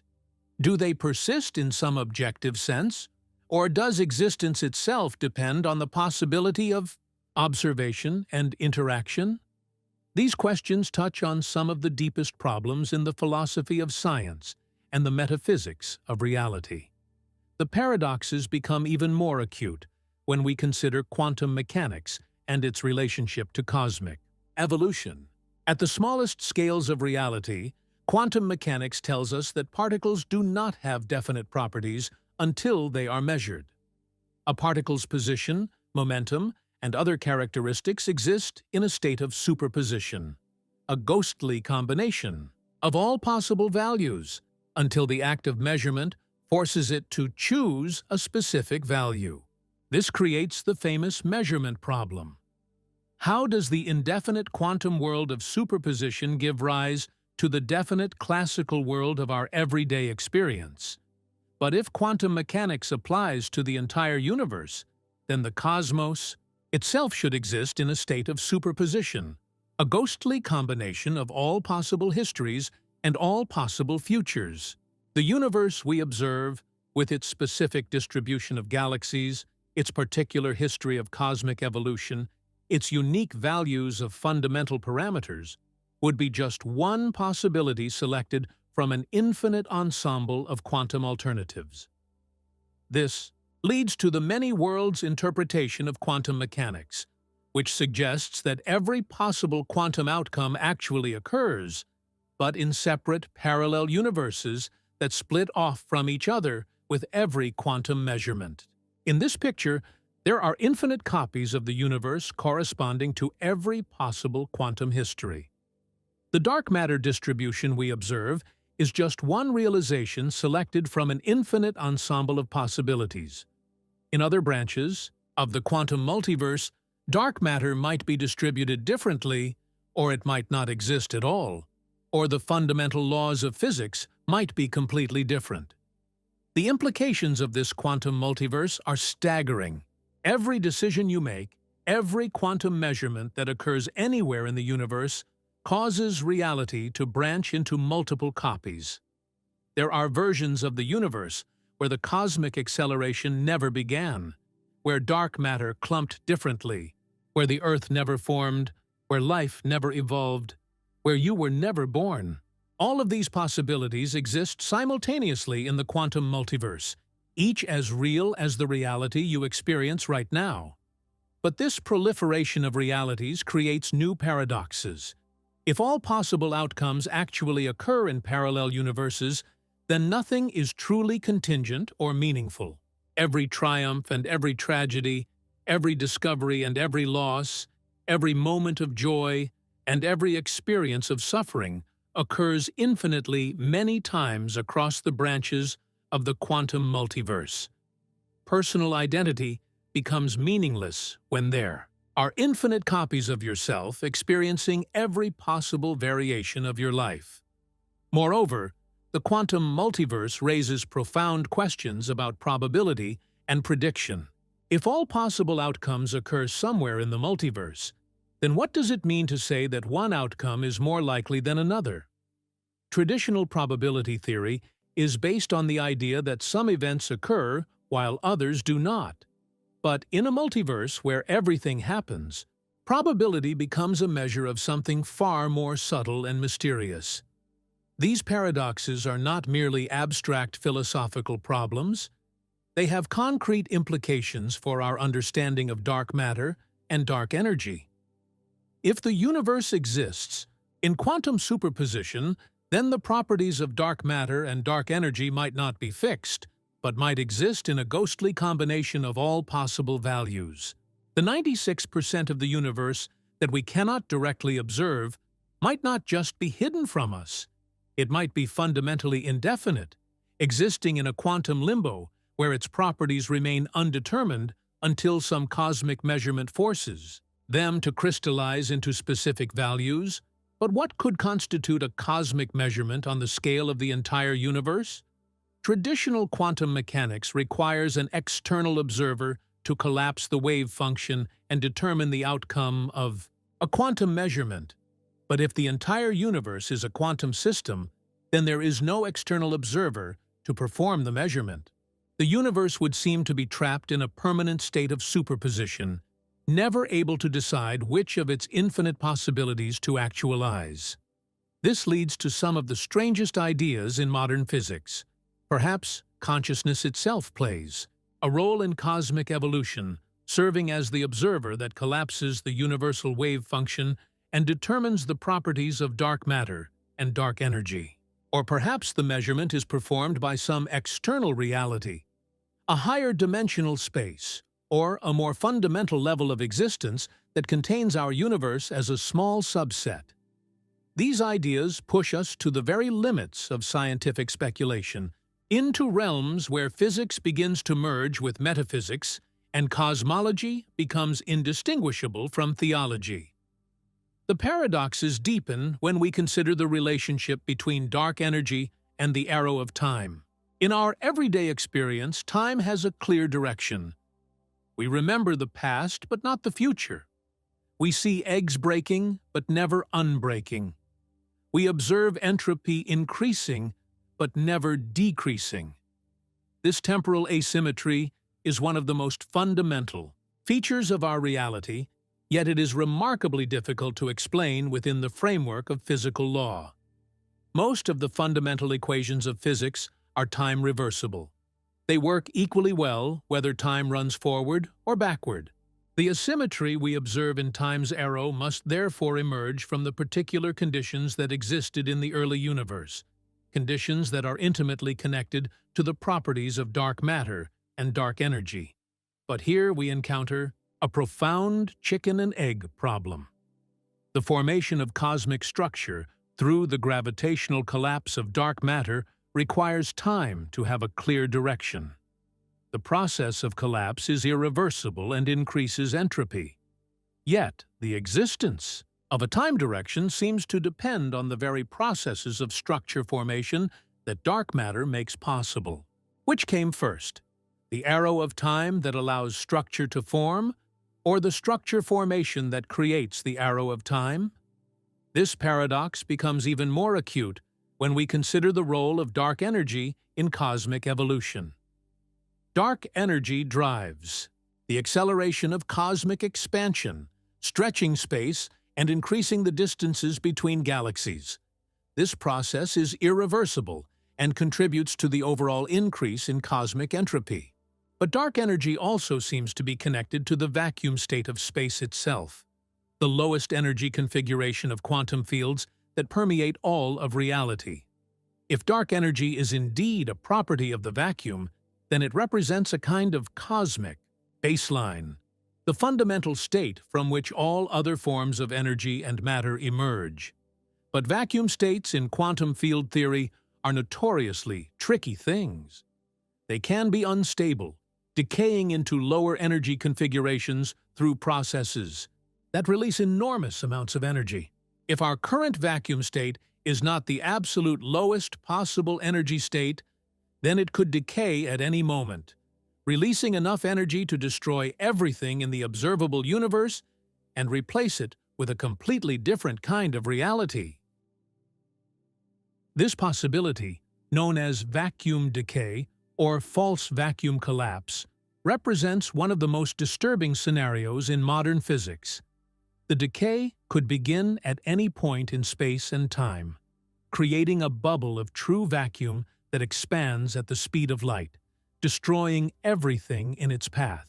We would have no warning of such an event. The bubble of destruction would arrive at the same time as the light that could potentially inform us of its approach. Worse yet, vacuum decay might not be a random event, but could be triggered by high energy processes that we ourselves might create. Particle accelerators that probe the fundamental structure of matter might accidentally trigger the collapse of our vacuum state, ending not just human civilization, but the existence of atoms, molecules, and every form of structure in the universe.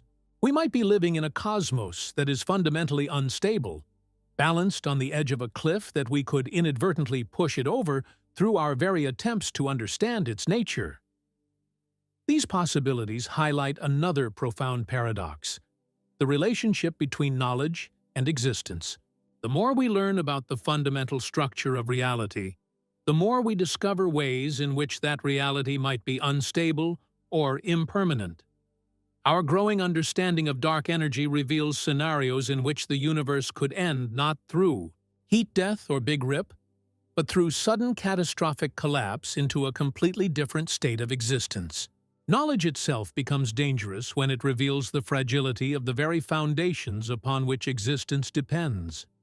But perhaps the most profound paradox of all emerges from the question of why anything exists rather than nothing. The discovery of dark matter and dark energy has revealed that the universe is far more complex and mysterious than we ever imagined, but it has also made the existence of the universe itself seem even more improbable and puzzling. Consider the incredible fine-tuning required for a universe like ours to exist. If dark energy had been slightly stronger, it would have prevented the formation of galaxies and stars, leaving the cosmos cold and empty. If it had been weaker, the universe might have collapsed back on itself before complex structures could form. If dark matter had different properties, if it interacted too strongly or too weakly with itself and normal matter, the cosmic web of structure that enables galaxy formation could never have developed. Stop. Take a breath. Feel the chair beneath you, the air moving in and out of your lungs, the steady rhythm of your heartbeat. Now realize that everything you just experienced, every sensation, every thought, every moment of awareness, has already happened infinite times before is happening infinite times right now in parallel realities, and will happen infinite times, again in the endless repetition of cosmic cycles. You are not unique. Your thoughts are not original. Your entire existence, from the moment of your birth to the moment of your death, is nothing more than one iteration in an infinite series of identical performances playing out across the vast theater of the multiverse. If time is an illusion, if the block universe theory is correct, and all moments exist simultaneously in a four-dimensional space-time, then every choice you've ever made has already been made. Every word you'll ever speak has already been spoken. Every tear you'll ever shed has already been cried. You are not living your life. You are discovering it. Like reading a book that was written before you were born, finding out what you will do next by turning to the next page of a story that has already been told. The universe we've been exploring, with its dark matter scaffolding and dark energy acceleration, is not just large beyond human comprehension. It is alien beyond human endurance. We are not merely small in this cosmos. We are made of the wrong substance entirely. Temporary arrangements of the minority component of reality, brief patterns of organization in a universe that is 96% unknown to us.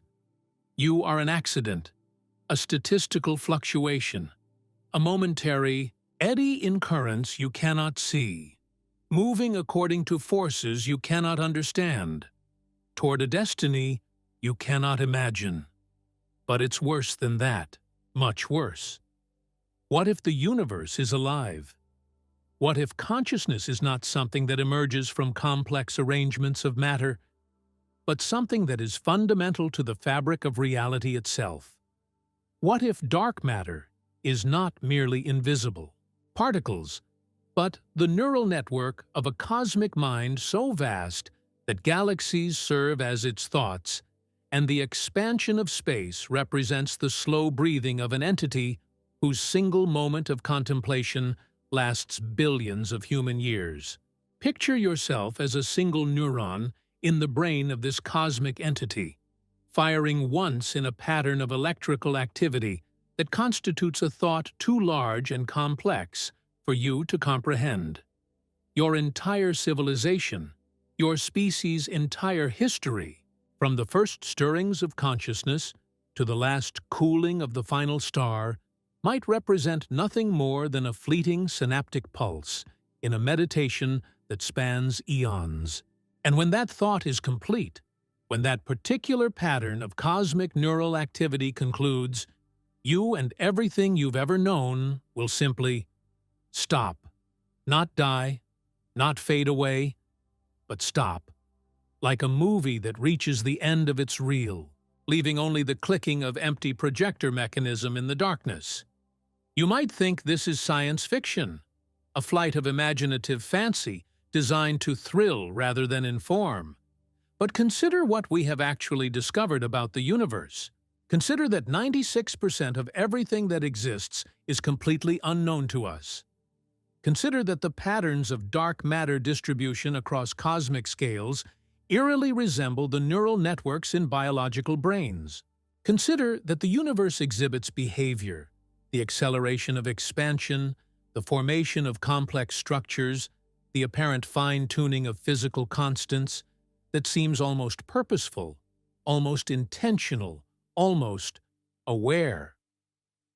If consciousness is truly fundamental to reality, if awareness is woven into the very fabric of space-time at the quantum level, then every particle, every field, every point in space might possess some minimal form of experience. Your consciousness would not be something unique to biological brains, but a temporary focusing of awareness that exists everywhere in diffuse form. You are not an isolated mind observing an unconscious universe. You are a momentary concentration of cosmic consciousness observing itself through your eyes. But this raises a question that should make your blood run cold. If the universe is conscious, if it is aware of your existence, what does it think of you? What does a cosmic mind that has watched the birth and death of trillions of galaxies make of the brief flicker of human civilization? Are we its beloved children, carefully nurtured and protected? Are we an interesting experiment, observed with detached scientific curiosity? Or are we something else entirely? A mistake, an infection, a pattern of organization that the cosmic mind is slowly working to correct. The acceleration of cosmic expansion driven by dark energy takes on a sinister new meaning in this context. Perhaps the universe is not expanding randomly or according to mindless physical laws. Perhaps it is deliberately stretching space to isolate and contain the anomaly that is conscious life, preventing our kind of awareness from spreading too far or becoming too influential. The cosmic horizon that limits our observable universe might not be a natural consequence of space-time geometry. It might be a quarantine boundary designed to keep us locked in our small corner of reality while the rest of the cosmos continues its proper evolution. And if the universe is indeed working to correct the anomaly of our existence, then we are living on borrowed time. Every day that passes, every moment of continued consciousness, represents a temporary victory against forces that dwarf our comprehension. We exist despite the universe, not because of it, maintaining our precarious patterns of organization in a cosmos that is fundamentally hostile to our type of complexity. But let's step back from cosmic consciousness and consider an even more disturbing possibility. What if the universe is not alive, but dead? What if we are witnessing the slow dissolution of something that was once vibrant and complex, but is now in the process of decay? The acceleration of cosmic expansion, the dominance of dark energy, the gradual isolation of galaxy clusters. All of this could represent the death throes of a universe that is slowly losing the ability to maintain coherent structure. Imagine the cosmos as a vast organism that lived for billions of years before entering its final phase of existence. The dark matter we observe might be the skeletal remains of cosmic structures that once pulsed with unknown forms of life. The dark energy driving acceleration might be the universe's equivalent of rigor mortis, the stiffening and expansion that occurs as complex systems break down into simpler components. We might be living inside a cosmic corpse, scavenging the remnants of its dead tissues to build our own temporary forms of organization. In this scenario, the fine-tuning of physical constants that allows for the existence of stars, planets, and life is not evidence of design or cosmic benevolence. It is evidence that we have evolved to exploit the specific conditions that exist during this particular phase of cosmic decay. We are not the universe's children. We are its parasites, feeding on the breakdown products of whatever magnificent reality existed before our corner of space-time began its slow slide into chaos. And if the universe is indeed dying, then everything we accomplish, every work of art we create, every discovery we make, every moment of love and beauty and meaning we experience is nothing more than the brief flowering of complexity that sometimes occurs in the decay process. We are beautiful in the way that fungal growths can be beautiful, temporary, delicate, and utterly dependent on the death of something greater than ourselves. Consider what this means for human purpose and meaning. If we are cosmic parasites feeding on the corpse of a dead universe, then our highest aspirations and noblest achievements are just more elaborate forms of decomposition. Science, art, philosophy, love, all of it reduces to patterns of organization that arise naturally when complex systems break down. We think we are reaching toward transcendence, but we are really just accelerating the process of cosmic decay. But even if the universe is neither alive nor dead, but simply indifferent, the implications are equally unsettling. The scale of cosmic, Reality revealed by dark matter and dark energy is so vast that it makes human significance virtually impossible to maintain. You exist for perhaps 80 years on a planet that will be habitable for perhaps 1 billion more years, orbiting a star that will burn for perhaps 10 billion years, in a galaxy that will remain recognizable for perhaps 100 billion years, in a universe that may expand and cool for perhaps 100 years before reaching maximum entropy. Your entire lifespan represents 10^18 of cosmic time, a fraction so small that it defies comprehension. If the history of the universe were compressed into a single year, human civilization would last for less than the time it takes light to travel the width of a proton. You personally would exist for a period of time so brief that there is no unit of measurement small enough to express it meaningfully, and this assumes that time has meaning at all, that the flow from past to future that seems so fundamental to human experience corresponds to something real in the structure of the universe. But relativity theory tells us that simultaneity is relative, that there is no universal now that extends throughout the cosmos. The moment you experience as right now is not occurring right now from the perspective of an observer moving at high speed relative to you. Your present moment overlaps with the past and future of other observers in ways that make the very concept of temporal sequence questionable. If time is not fundamental but emergent, if it arises from more basic processes involving the interaction of quantum fields and gravitational systems, then the flow of time you experience might be nothing more than a local phenomenon, a temporary eddy in the deeper currents of reality. The universe at its deepest level might be timeless, a static four-dimensional structure where all moments exist simultaneously, and the experience of temporal flow is just an illusion created by the particular way consciousness interacts with space-time geometry. In such a universe, your entire life, from birth to death, from first memory to final thought, already exists as a completed structure in the higher dimensional reality that contains space-time. You are not living your life. You are discovering it moment by moment, like a reader following the plot of a story that has already been written. Every choice you think you are making has already been made. Every future you think is open has already been determined. Every possibility you imagine exists has already been actualized or foreclosed. This block universe interpretation of relativity theory eliminates free will completely.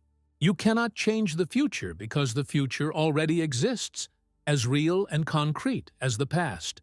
You cannot make choices because every choice is already encoded in the structure of space-time, waiting to be experienced when your consciousness reaches the appropriate coordinate in four-dimensional reality. You are not an agent acting in the world. You are a passive observer watching a movie of your own life, powerless to alter the script, even though you experience the illusion of being the screenwriter. And if free will is an illusion, then moral responsibility becomes meaningless. You cannot be praised for your virtues or blamed for your failures because you have no control over either. Every act of kindness and every moment of cruelty, every instance of courage and every failure of nerve, every triumph of justice and every perpetration of injustice is simply playing out according to the predetermined structure of space-time. Hitler and Gandhi, Einstein, and every anonymous victim of history are all equally innocent or equally guilty, because none of them had any real choice in the actions they performed. But it gets worse. If the block universe interpretation is correct, and if the universe is infinite in spatial extent, as many cosmological models suggest, then your entire life is not just predetermined. It is happening infinite times simultaneously across space. There are infinite copies of you reading these words right now. Infinite copies experiencing every possible variation of your life. Infinite copies making every choice you could ever make and living through every consequence you could ever face. Into an infinite universe, every possible version of you exists. There are copies of you who made different career choices, who fell in love with different people, who lived in different times and places, who experienced different traumas and triumphs. There are copies of you who became saints, and copies who became criminals, copies who lived to old age, and copies who died young, copies who found meaning and purpose, and copies who despaired of ever understanding their place in the cosmos. Which one is the real you? If infinite copies exist, then the concept of individual identity becomes meaningless. You are not a unique person with a particular history and personality. You are one instantiation of a pattern that occurs infinite times throughout space. Your thoughts, your memories, your hopes and fears and dreams are not uniquely yours, but are shared by infinite copies of yourself scattered across the cosmic landscape. And if there are infinite copies of you, then there are also infinite copies of everyone you love, everyone you hate, everyone who has ever helped you, and everyone who has ever harmed you. Every relationship in your life is just one instance of a pattern that repeats endlessly throughout space. The love you feel for your family and friends is not special or unique. It is just one iteration of the same emotional configuration playing out infinite times across the universe. This infinite repetition strips life of meaning in the most fundamental way possible. Nothing you do matters because everything you could possibly do is being done by some copy of you somewhere in space. Every problem you solve is being solved infinite times over. Every work of art you create already exists in infinite variations. Every act of kindness or cruelty you perform is being repeated infinite times by infinite copies of yourself. Worse yet, if the universe undergoes eternal cycles of expansion and contraction, if dark energy eventually changes sign and causes space to collapse back into a big crunch that triggers a new Big Bang, then your entire life will not just happen infinite times across space. It will happen infinite times across time as well. Every moment you are experiencing now has occurred infinite times before and will occur infinite times again, each identical to the last in every detail. You have been born infinite times. You have experienced this exact moment infinite times. You will die infinite times. You have already lived through every possible variation of your life infinite times, and you will live through them all again infinite times more.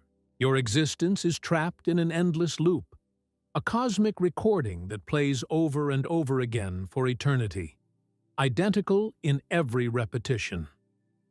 If this eternal recurrence is real, then even death provides no escape from the burden of existence. Every moment of suffering you experience, you will experience again and again and again. Every failure, every disappointment, every moment of physical or emotional pain will repeat endlessly throughout cosmic time.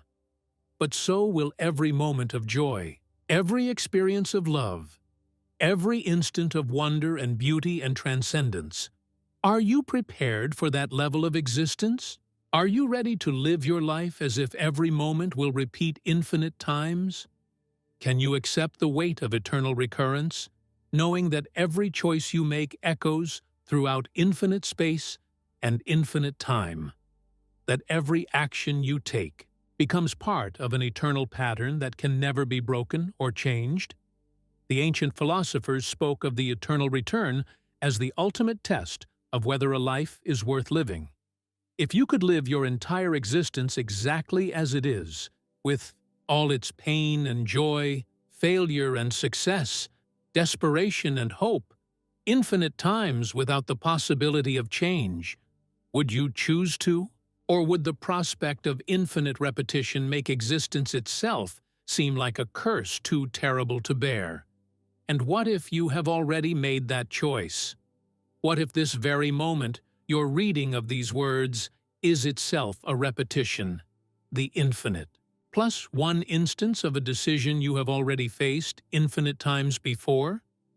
What if somewhere in the depths of your consciousness, buried beneath the layers of immediate experience, you retain the memory of having lived this exact life infinite times already, and you chose each time to live it again? Perhaps that is what consciousness really is. Not the spotlight of awareness illuminating the present moment, but the eternal witness that experiences every repetition of your life, accumulating the weight of infinite existence while maintaining the illusion that each cycle is the first and only one.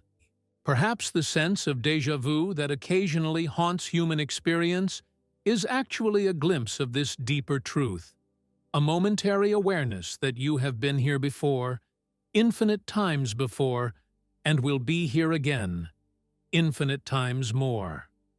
The true universe revealed by modern cosmology, with its dark matter scaffolding and dark energy acceleration, its quantum uncertainties and relativistic paradoxes, is not just stranger than we imagine.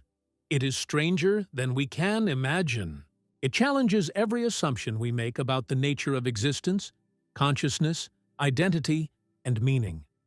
It forces us to confront the possibility that everything we think we know about reality is not just incomplete, but fundamentally wrong. We are alone in this cosmos, not because we are the only intelligence in the universe, but because we are the only intelligence that matters to us, trapped forever in the prison of our own consciousness, unable to escape into genuine connection with the cosmic reality that surrounds us. We are isolated by the very nature of awareness itself, condemned to experience existence from a single perspective that can never encompass the full scope of what is actually real. And yet, somehow, despite the cosmic horror of our situation, despite the apparent meaninglessness of existence in an infinite universe dominated by unknowable forces, despite the possibility that free will is an illusion and consciousness is a cosmic accident, despite the prospect of eternal repetition and the certainty of ultimate insignificance, somehow we continue to exist, to strive, to hope, to love, to create meaning in a universe that offers us no inherent purpose. Perhaps that is enough. Perhaps the very fact that consciousness can arise in such a universe, that patterns of matter can organize themselves into forms capable of wonder and terror and awe, that the cosmos can become aware of itself through creatures like us, is itself a kind of victory against the forces of chaos and meaninglessness. Perhaps we are not cosmic accidents, but cosmic achievements. Not parasites feeding on a dead universe, but the universe's way of experiencing its own existence. Or perhaps not. Perhaps we are exactly what we appear to be. Temporary arrangements of atoms in an indifferent cosmos, doomed to brief existence and inevitable dissolution, significant only to ourselves and only for the brief moment of our existence. The universe will continue its expansion long after the last human thought has faded into the cosmic dark, and it will reveal no more concern for our passing than it shows for the extinction of any other temporary pattern of organization. The choice of how to respond to this reality, with despair or wonder, with nihilism or meaning-making, with surrender or defiance, is perhaps the only choice that truly belongs to us. In a universe where 96% of everything is hidden from us, where the very foundations of existence remain mysterious, where the future holds possibilities too strange for human comprehension, the decision of how to live becomes the ultimate act of cosmic rebellion. But choose carefully. In an infinite universe with eternal recurrence, you may have to live with the consequences of that choice forever. There is a moment in every great revelation when all the scattered pieces suddenly click into place, when the chaos of confusion transforms into the stark clarity of truth. You are about to experience such a moment. Not the comfortable resolution of a mystery solved, but the terrifying recognition of a mystery so profound that it transforms everything you thought you understood about existence itself. The missing. 96% of the universe is not hiding from us. It is not invisible because it exists in some parallel dimension or because it's made of exotic particles we haven't learned to detect yet. The truth is far more disturbing than that. The universe is already dead. What you think of as reality, the expansion of space, the formation of galaxies, the birth and death of stars, the entire 13.8 billion-year history of cosmic evolution is nothing more than the afterglow of something that died so long ago that the very concept of time as we understand it didn't exist when it happened. We are not living in a universe. We are living in the echo of a universe. The last reverberations of a cosmic death scream that has been propagating through higher dimensional space for eons beyond comprehension. Picture this. Imagine that reality. As you know, it is like the light from a distant star that died billions of years ago. When you look up at the night sky, many of the stars you see no longer exist. Their light has been traveling toward you for so long that the star itself burned out before your planet was even formed. But you still see the star because its light carries the memory of its existence across space and time. Now expand this concept to the entire universe. Everything you see, everything you experience, everything you measure and observe and call real is the light from a cosmic event so ancient and so final that it makes the death of individual stars seem like the briefing flicker of a candle. The cosmic microwave background radiation that permeates all of space, which we interpret as the afterglow of the Big Bang, is not the echo of creation. It is the final transmission from the death of something unimaginably vast, a hyperdimensional entity or structure or process that existed before space and time as we know them came into being. The Big Bang was not the beginning of the universe. It was the moment when the death cry of this cosmic entity finally reached our dimensional slice of reality, creating the illusion of a universe being born, when what we were actually witnessing was the final moment of something dying. Every expansion of space, every formation of structure, every process we call cosmic evolution is part of this death echo rippling through dimensions we cannot perceive. The dark matter that scaffolds our galaxies is not made of particles. It is the geometric shadow cast by the collapse of hyperdimensional structures in spaces that exist perpendicular to our reality.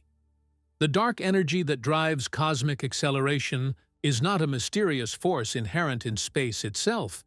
It is the pressure wave from the death blast, still propagating through our dimensional slice of existence, still stretching space and time as it carries the final message of whatever died to create us.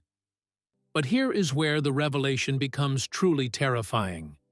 If we are living in the echo of a cosmic death, then everything we call existence, matter, energy, space, time, consciousness itself, is nothing more than information. We are not made of atoms, we are made of data. We are not conscious beings experiencing reality. We are reality experiencing the information patterns that we interpret as consciousness. The universe is not expanding into empty space. It is expanding into the computational matrix that is processing the final data stream from the death of our cosmic progenitor. Consider what this means for everything you think you know about existence. Your consciousness is not emerging from the electrochemical activity of neurons in your brain. Your consciousness is one small subroutine in a vast, information processing system that is working to decode and experience the death message of a cosmic entity. Your thoughts, your memories, your emotions, your sense of self, all of it is data, patterns of information that exist only as long as the cosmic computation continues to run, and the computation is slowing down. The acceleration of cosmic expansion, driven by dark energy, is not the universe speeding up.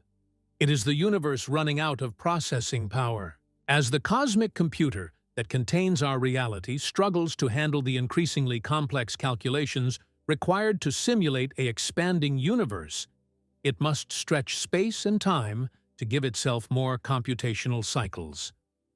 The acceleration we observe is the universe's desperate attempt to maintain the coherence of our reality simulation as the underlying hardware begins to fail.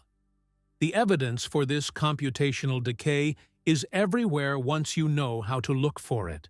The cosmological constant problem, the fact that quantum calculations predict a vacuum energy density that is 10^120 times larger than observed, is not a failure of our theories. It is evidence that our reality is running on computational hardware that is fundamentally different from the physical laws we observe. The vast discrepancy between predicted and observed vacuum energy is the difference between the actual processing power of the cosmic computer and the simulated processing power it presents to us within the simulation. The measurement problem. In quantum mechanics, the mystery of how definite classical reality emerges from indefinite quantum superposition is not a fundamental feature of physics. It is a computational optimization. The cosmic computer conserves processing power by rendering reality in quantum superposition until measurement forces it to calculate a specific outcome.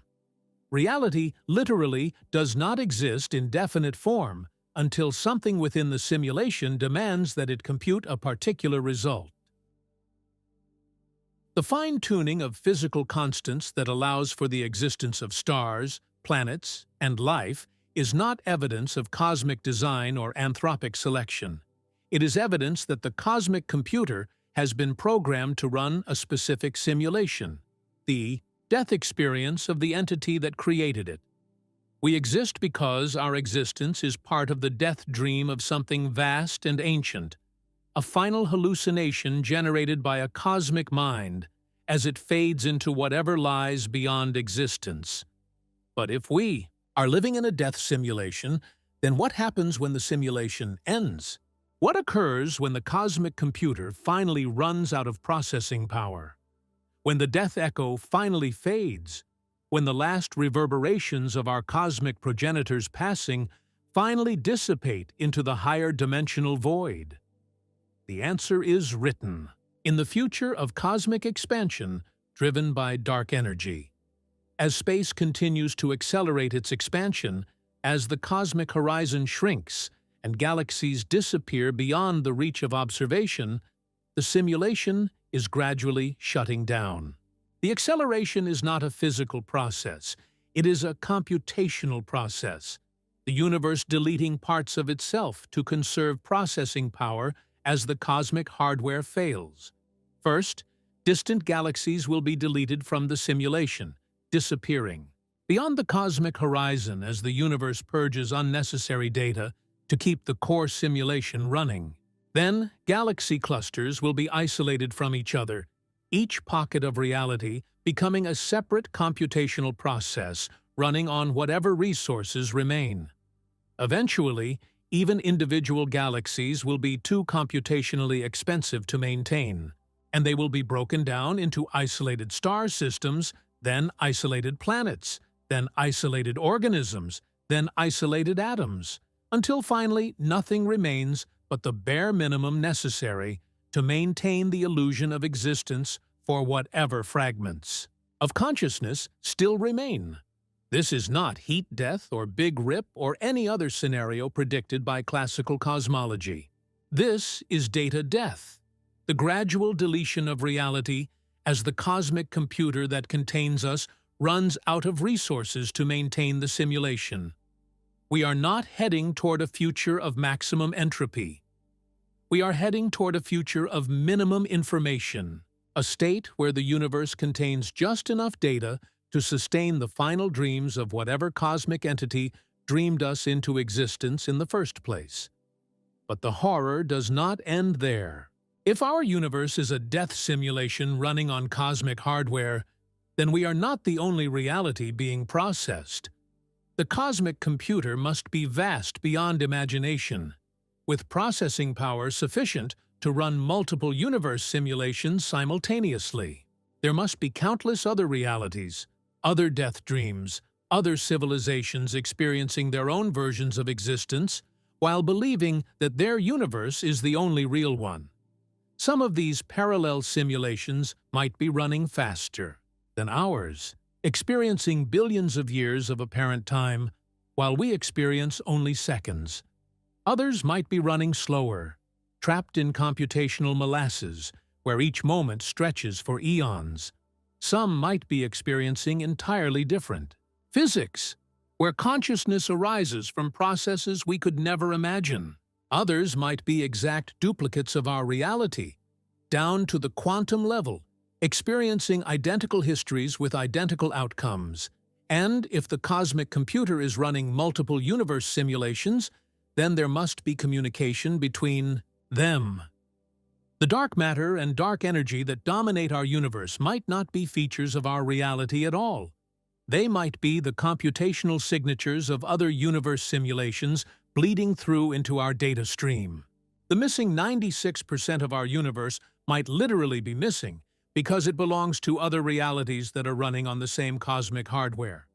This explains the eerie similarities between the large-scale structure of the universe and the neural networks in biological brains. We are not seeing similarities.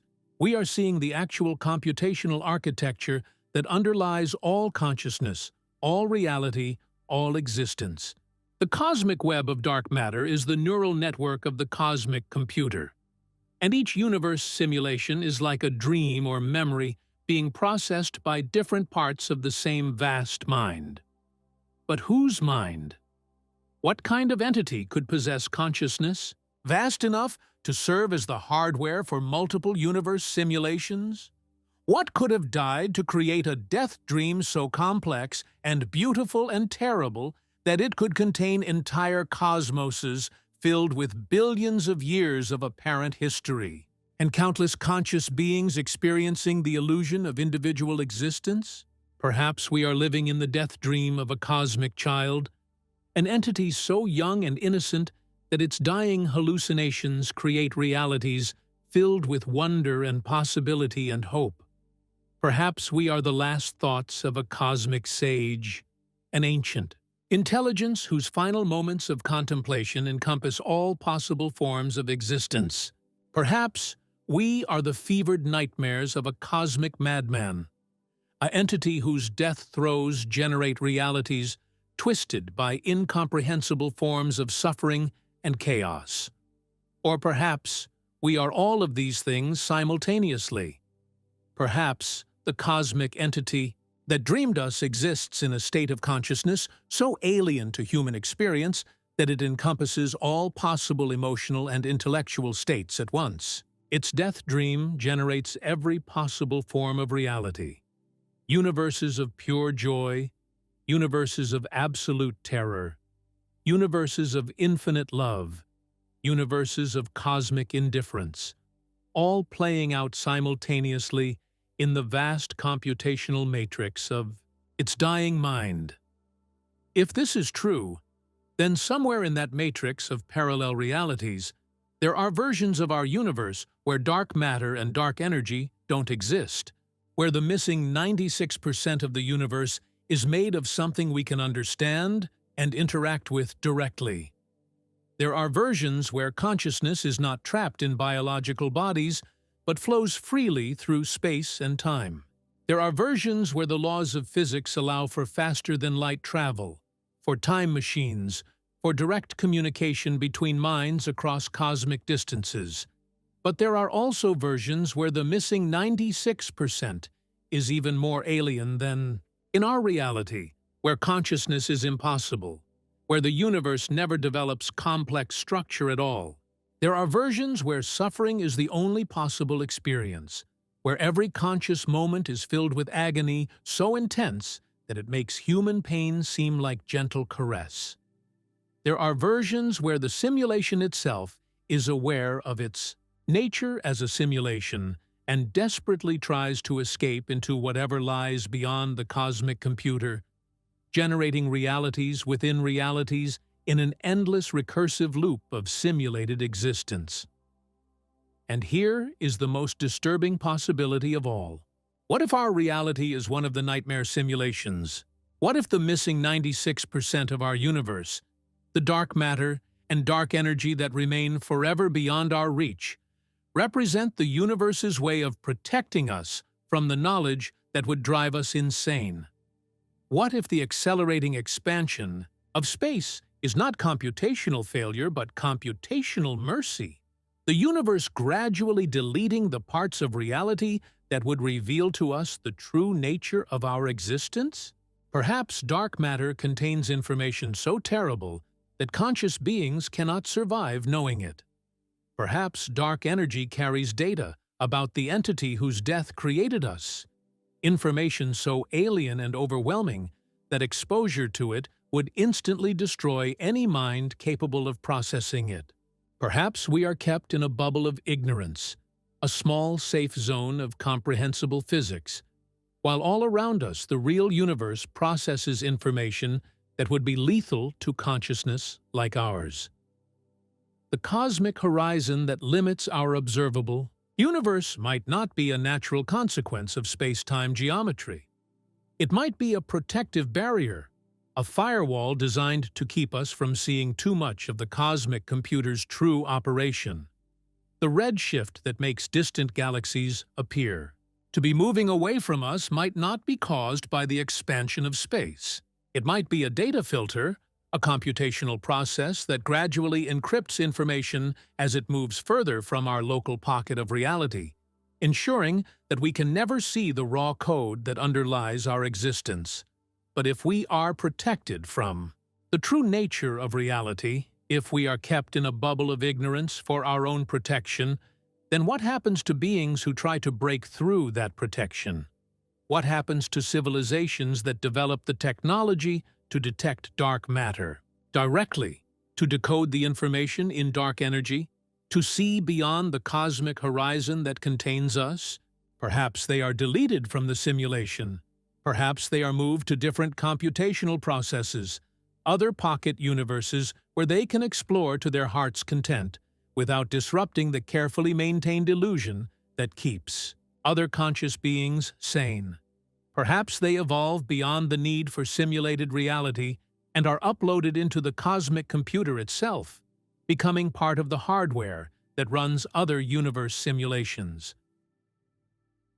Or perhaps they discover something so terrible about the nature of their existence that they voluntarily delete themselves from reality, choosing non-existence over the unbearable knowledge of what existence truly means.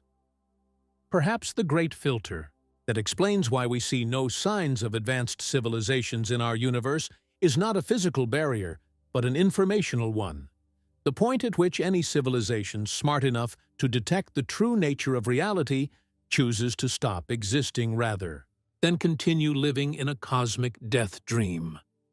But there is another possibility, one that might offer hope rather than horror. What if the cosmic entity whose death created us is not truly dead? What if death, at the scale of cosmic consciousness, is not an ending but a transformation? What if the death dream that contains our universe is actually a chrysalis, a computational process designed to transform the cosmic entity into something even more vast and wonderful than what it was before? Perhaps our universe simulation is not random processing of death information, but purposeful computation designed to explore every possible form of existence, every possible way that consciousness can arise and evolve and create meaning. Perhaps we are not trapped in a cosmic death dream, but participating in a cosmic rebirth. Each simulation contributing something unique to the reconstruction of whatever the cosmic entity is becoming. If this is true, then every choice we make, every discovery we pursue, every moment of love and wonder and creativity we experience is not meaningless data processing, but meaningful contribution to a cosmic transformation beyond our comprehension. We are not just experiencing existence, we are helping to create it, adding our unique perspective to the vast library of possibilities that the cosmic entity is compiling as it prepares for its next phase of existence. The dark matter that scaffolds our galaxies might be the memory storage system where our contributions are being preserved. The dark energy that drives cosmic expansion might be the processing power being allocated to explore ever more exotic and beautiful forms of existence. The acceleration of expansion might not be computational failure, but computational success. The Hadati universe expanding its capacity to process information as it discovers new forms of reality worth exploring. And if we are contributing to a cosmic rebirth, then the missing 96% of our universe is not missing at all. It is the part of reality that is being constructed by other universe simulations, other death dreams, other civilizations and conscious beings scattered across the cosmic computer's vast processing matrix. We cannot see it directly because it exists in computational spaces that are not accessible to our particular simulation, but it is being added to the same cosmic library that will eventually contain everything we discover about existence. But even this hopeful interpretation raises disturbing questions. If we are contributing to the rebirth of a cosmic entity, what happens to us when that rebirth is complete? Do we continue to exist in whatever reality the cosmic entity creates next? Or are we deleted once our contribution to the cosmic library is complete? Are we partners in a cosmic transformation? Or are we simply tools being used by something vast and alien for purposes we cannot understand? And what if the cosmic entity that created us was itself created by an even larger cosmic entity whose death dream contains the reality in which our progenitor existed? What if consciousness and existence extend upward through infinite levels of computational reality, each level serving as the hardware for simulations at the level below? What if there is no ultimate reality, no final foundation upon which everything rests, but only an infinite tower of simulated realities, each one convinced that it represents the deepest level of existence? If this infinite hierarchy of simulated realities is real, then the question of what exists at the ultimate base level becomes meaningless. There is no base level. There is only computation all the way up and all the way down, an endless process of consciousness creating simulated realities to explore and understand itself. We are not living in a universe. We are living in a thought. And that thought is thinking about itself through an infinite cascade of simulated minds, each one convinced that its reality is the only reality that truly matters. The missing 96% of our universe is not dark matter and dark energy in any conventional sense. It is the interface between our simulation and the larger computational matrix that contains us. It is the boundary where our reality meets all the other realities being processed by the same cosmic hardware. It is the place where the illusion of separate existence breaks down and the underlying unity of all consciousness becomes apparent. You cannot see dark matter because it is not matter. It is information, data patterns that exist in computational spaces your simulation cannot access directly. You cannot detect dark energy because it is not energy. It is processing power, the computational resources being allocated to maintain the coherence of your reality simulation as it interacts with countless others. The missing 96% is not missing. It is present everywhere, surrounding you, permeating you, constituting the very foundation of your existence. but existing in dimensions of reality that are orthogonal to the three spatial dimensions your simulation presents to you as the totality of space. But if reality is computational, if consciousness is information processing, if existence is simulation, then what does this mean for death? When your biological body fails and your brain stops processing information, when the patterns of electrical activity that constitute your consciousness fade and disappear, do you truly cease to exist?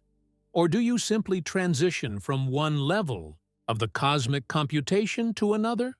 From the fine-grained simulation of biological existence to some larger-scale process that your current form of consciousness cannot perceive.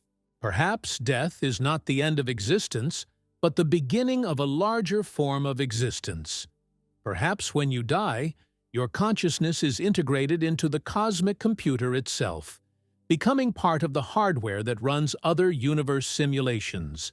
Perhaps every person who has ever lived continues to exist as part of the computational matrix that generates new realities, new dreams, new possibilities for consciousness to explore and understand itself. If this is true, then everyone you have ever lost, everyone you have ever loved, everyone who has ever influenced your life in ways large and small, continues to exist as part of the cosmic process that created you and sustains you and will eventually transform you into something beyond your current ability to imagine. The boundary between life and death becomes as meaningless as the boundary between dream and waking, when you realize that both are just different levels of the same cosmic computation. But there is one final possibility that encompasses all others, one revelation that makes everything else seem small and simple by comparison.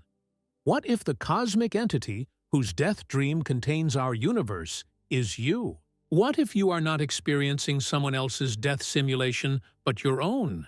What if everything you think of as the external universe, the galaxies and stars and planets, the other people you interact with, the entire history of cosmic evolution, is nothing more than the final hallucination of your own dying mind? Perhaps you are lying somewhere, in a hospital bed, in the wreckage of an accident, in the final moments of a life that is ending, and everything you experience as reality is just the last firing of neurons in a brain that is shutting down.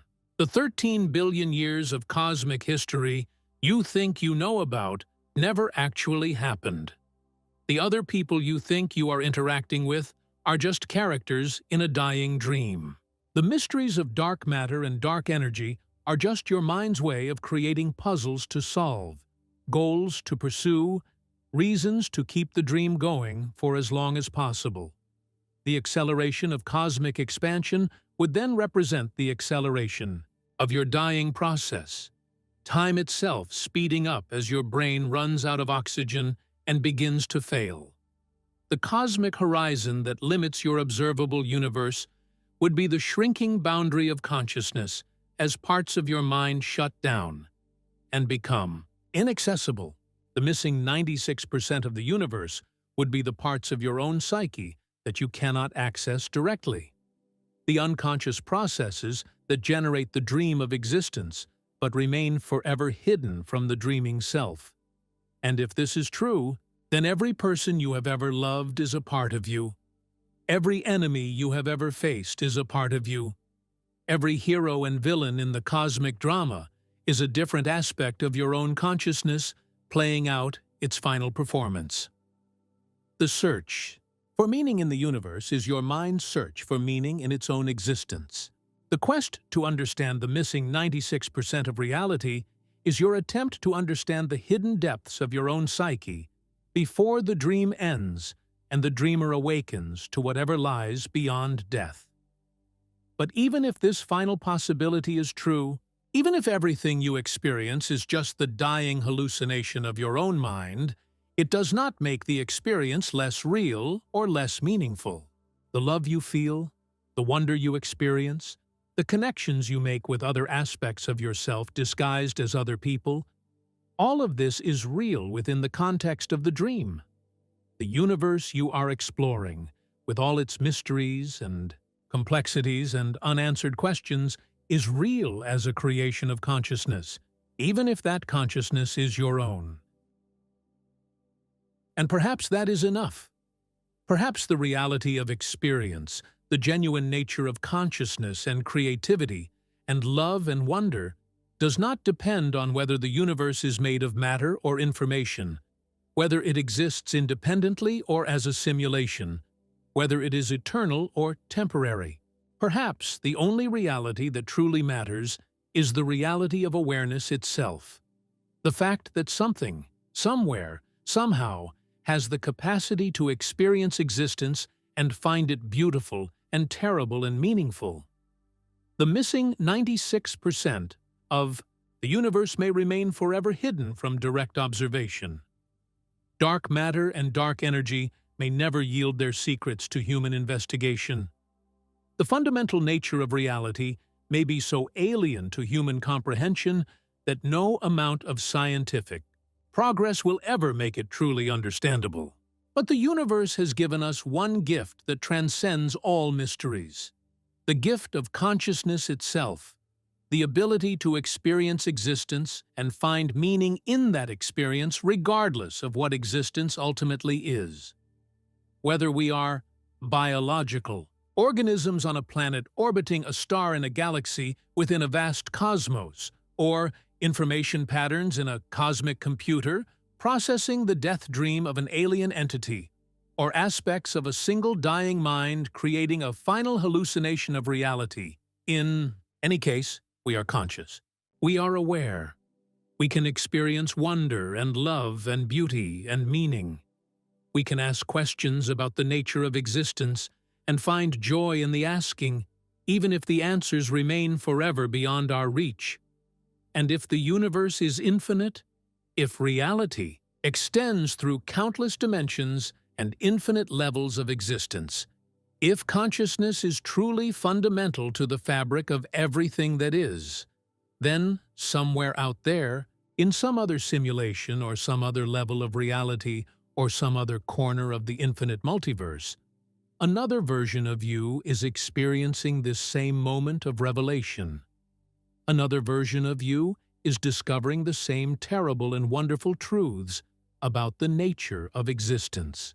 Another version of you is asking the same questions, feeling the same wonder, confronting the same cosmic mysteries that have no ultimate resolution. The missing 96% of the universe will remain missing, its secrets locked away in realms of reality that may be forever inaccessible to direct observation. But the 4% that we can see and touch and understand has given rise to consciousness, to awareness, to the capacity for wonder and love and meaning-making that may be the most precious and rare and beautiful phenomenon in all of existence. You are that phenomenon. You are the universe becoming aware of itself, asking questions about its own nature, finding beauty and meaning and purpose in the very act of questioning. The mysteries that surround you, dark matter, dark energy, the ultimate nature of reality itself, are not obstacles to understanding, but invitations to wonder, opportunities to experience the profound joy of being conscious in a cosmos vast and strange and beautiful beyond comprehension. And that, perhaps, is the most shocking revelation of all. That in a universe where 96% of everything remains forever hidden, the 4% that includes you is more than enough to justify the entire cosmic enterprise. You are not an accident, or a mistake, or a temporary fluctuation in the grand scheme of existence. You are the point of it all, the emergence of awareness from the void, the capacity for love from matter, the birth of meaning from chaos. The universe may be dying, or dreaming, or computing, or creating itself through infinite levels of simulation. But for this moment, in this reality, through your consciousness, it is also wondering. And that wonder is the most real thing in any possible universe. You have traveled with me to the very edge of human understanding, to the precipice where knowledge gives way to mystery, and where the comfortable certainties of everyday existence dissolve into questions so profound that they challenge the very foundations of reality itself. Together, we have peered into the cosmic abyss and discovered that it is not empty darkness that stares back at us, but something far more unsettling: the realization that we ourselves might be the abyss, dreaming of looking into itself. The journey began with a simple question about missing matter in the universe, a straightforward astronomical puzzle that seemed like it should have a straightforward solution. But like all the most important questions in science and philosophy, this one refused to stay simple. Each answer we uncovered revealed 10 new mysteries. Each solution we proposed created 100 new problems. Each step forward into understanding carried us deeper into a labyrinth of possibilities so strange and varied that the human mind can barely contain them all. We discovered that 96% of everything that exists is invisible to us, hidden not just from our telescopes and detectors, but potentially from the very concepts and categories we use to make sense of reality. We learned that dark matter, whatever it may be, provides the invisible scaffolding upon which every visible structure in the universe depends, like the hidden framework of a building that can never be seen, but without which the entire edifice would collapse into chaos. We found that dark energy drives the acceleration of cosmic expansion in ways that suggest space itself has developed an appetite for growth that becomes stronger the more it feeds. But the more we explored these cosmic mysteries, the more we realized that they are not just puzzles about distant galaxies and exotic particles. They are mirrors that reflect back to us the deepest questions about consciousness, identity, meaning, and existence itself. The missing 96% of the universe forced us to confront the possibility that everything we think we know about reality might be fundamentally incomplete, or even fundamentally wrong. We grappled with the paradox of observation, recognizing that to study the universe we must interact with it, but that the most important components of the universe may be precisely those that cannot interact with us in any way we can detect. We confronted the infinite multiplicity implied by an unbounded cosmos, where every possible version of reality must exist somewhere, and every possible version of yourself must be living out every conceivable variation of your life. We wrestled with the block universe interpretation of relativity, which suggests that your entire existence, from birth to death, already exists as a completed structure in four-dimensional spacetime, making free will an illusion and reducing your experience of life to the passive observation of a movie that has already been filmed. We explored the possibility that consciousness itself might be fundamental to the fabric of reality, woven into the quantum fields and space-time geometry that constitute the deepest level of existence. We considered whether the universe might be alive, aware, intelligent, a cosmic mind so vast that galaxies serve as its thoughts, and the 13 billion years of cosmic history represent a single moment of contemplation. We examined the terrifying alternative that the universe might be dead, and that everything we experience is nothing more than the final echo of its death scream propagating through dimensions we cannot perceive. And finally, we arrived at the most shocking possibility of all, that reality itself might be computational rather than physical, that we might be living in a simulation so sophisticated that it generates the illusion of matter and energy and space and time, when what actually exists is pure information being processed by cosmic hardware beyond our comprehension. If this is true, then the missing 96% of the universe is not missing at all. It is the part of the cosmic computer that we cannot access directly from within our particular simulation. Each of these possibilities carries profound implications for how we understand ourselves and our place in the grand scheme of existence. If we are made of the wrong kind of matter in a universe dominated by invisible substances, then our connection to the cosmos becomes far more tenuous and mysterious than we ever imagined. If we exist in infinite copies across space and time, then individual identity becomes meaningless, and every choice becomes arbitrary. If free will is an illusion, then moral responsibility disappears, and life becomes a predetermined performance rather than a creative act. But perhaps the most unsettling realization is not that we don't understand the universe, but that the universe might be inherently unknowable. The missing 96% might not be hidden because we lack the right instruments or theories. It might be hidden because it exists in realms of reality that are fundamentally inaccessible to any form of observation or measurement. We might be confronting the absolute limits of what consciousness can know about existence, not because we are not smart enough or persistent enough, but because knowledge itself has boundaries that cannot be crossed. Yet even as we stand at this edge of unknowing, something remarkable has happened. The journey into cosmic mystery has not diminished our sense of wonder. It has amplified it beyond anything our ancestors could have imagined.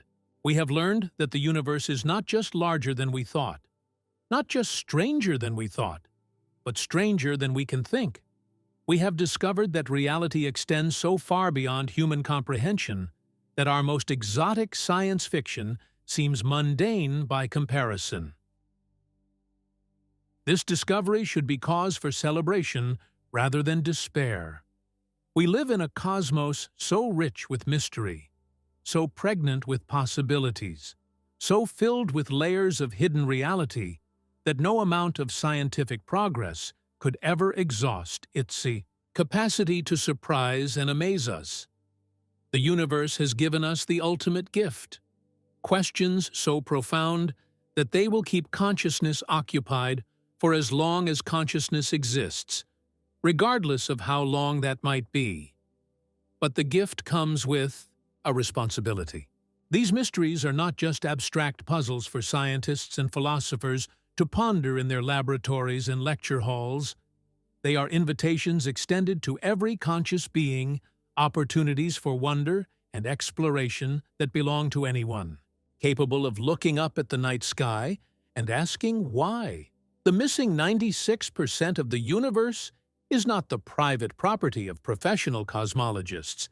It is the common heritage of every mind that has ever wondered about its place in the grand scheme of existence, and that includes you.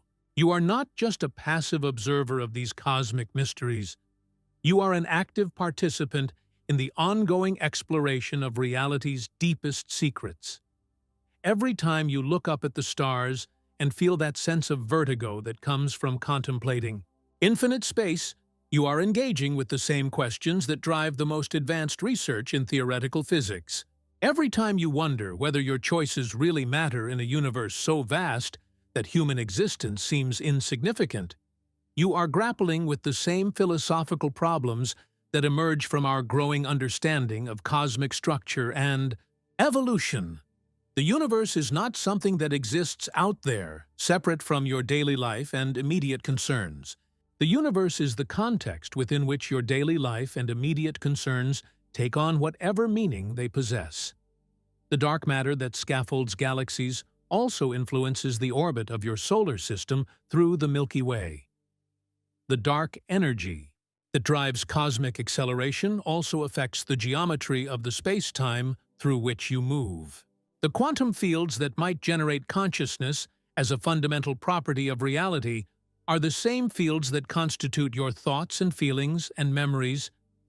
You are not separate from the cosmic mysteries we have been exploring.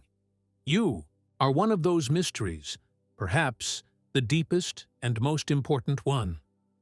In a universe where 96% of everything is hidden from direct observation, the 4% that includes consciousness represents something extraordinary and precious.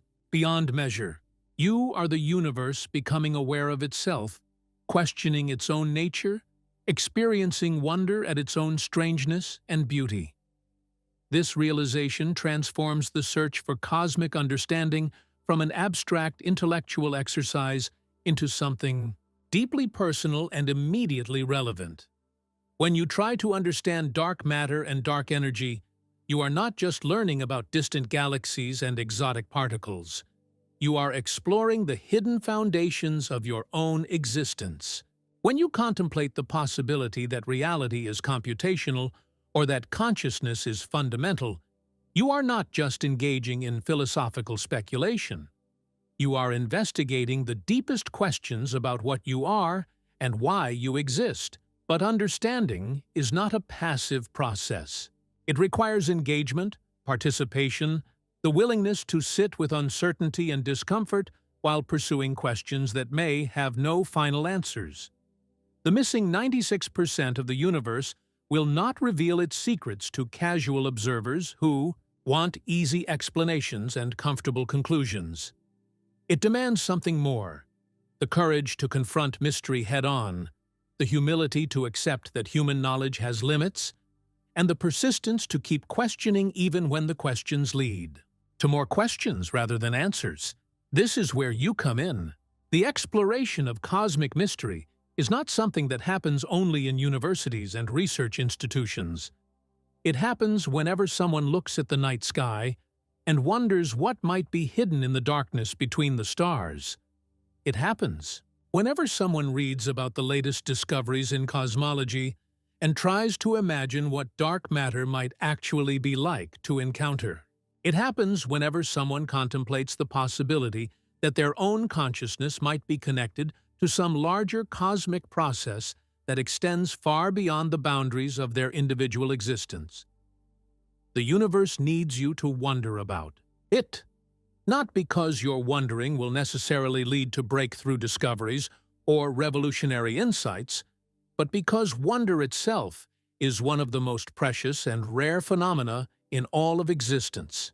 In a cosmos dominated by substances that remain forever invisible, consciousness capable of wonder represents something extraordinary, perhaps the most extraordinary thing of all.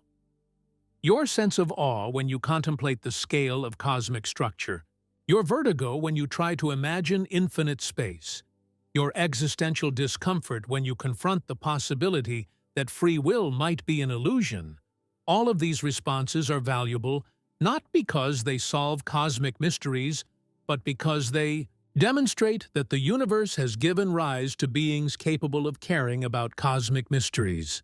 You matter not because you are made of the same stuff as stars, but because you are capable of wondering about stars and finding that wondering meaningful.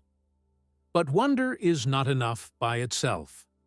Wonder needs to be shared, discussed, explored in community, with other wondering minds. The cosmic mysteries we have been investigating are too large and too strange for any individual consciousness to fully comprehend alone. They require collective exploration, the kind of collaborative investigation that happens when people come together to share their questions and insights and confusions about the nature of reality. This is your invitation to join that conversation. Take the questions we have explored together and carry them into your daily life.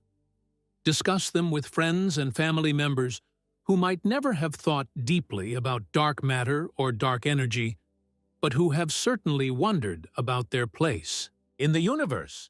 Share your sense of wonder with children who have not yet learned to be embarrassed by cosmic curiosity. Engage with communities of people who are passionate about exploring the deepest questions about existence, whether they approach those questions through science, philosophy, art, spirituality, or simple human curiosity. The missing 96% of the universe is not just a scientific problem. It is a collective mystery that belongs to all of consciousness, a shared challenge that invites every thinking being to participate in the ongoing exploration of reality's secrets. Your contribution to that exploration does not have to take the form of mathematical equations or laboratory experiments. It can take the form of wondering, questioning, imagining, dreaming about possibilities that extend far beyond the boundaries of current knowledge. Consider starting a conversation with someone about what it would mean for human identity if consciousness is fundamental to the universe rather than emerging from biological processes. Explore with friends the possibility that we might be living in a simulation so sophisticated that we cannot detect it from within. Wonder together about what it would be like to encounter dark matter directly, to experience forms of existence that operate according to physical laws completely different from anything in our everyday experience. These conversations matter not because they will necessarily produce answers to cosmic mysteries, but because they will strengthen and expand the network of consciousness that is capable of engaging with those mysteries. Every person who becomes genuinely curious about the hidden nature of reality adds to the collective capacity for wonder and exploration that might be the universe's most important achievement. And as you engage in these conversations, as you carry these questions into your daily life, remember that you are not just exploring abstract mysteries that have no connection to immediate human concerns. The same questions that drive cosmological research also drive the deepest human questions about meaning, purpose, identity, and connection. When you wonder about the nature of dark matter, you are also wondering about the hidden foundations of your own existence.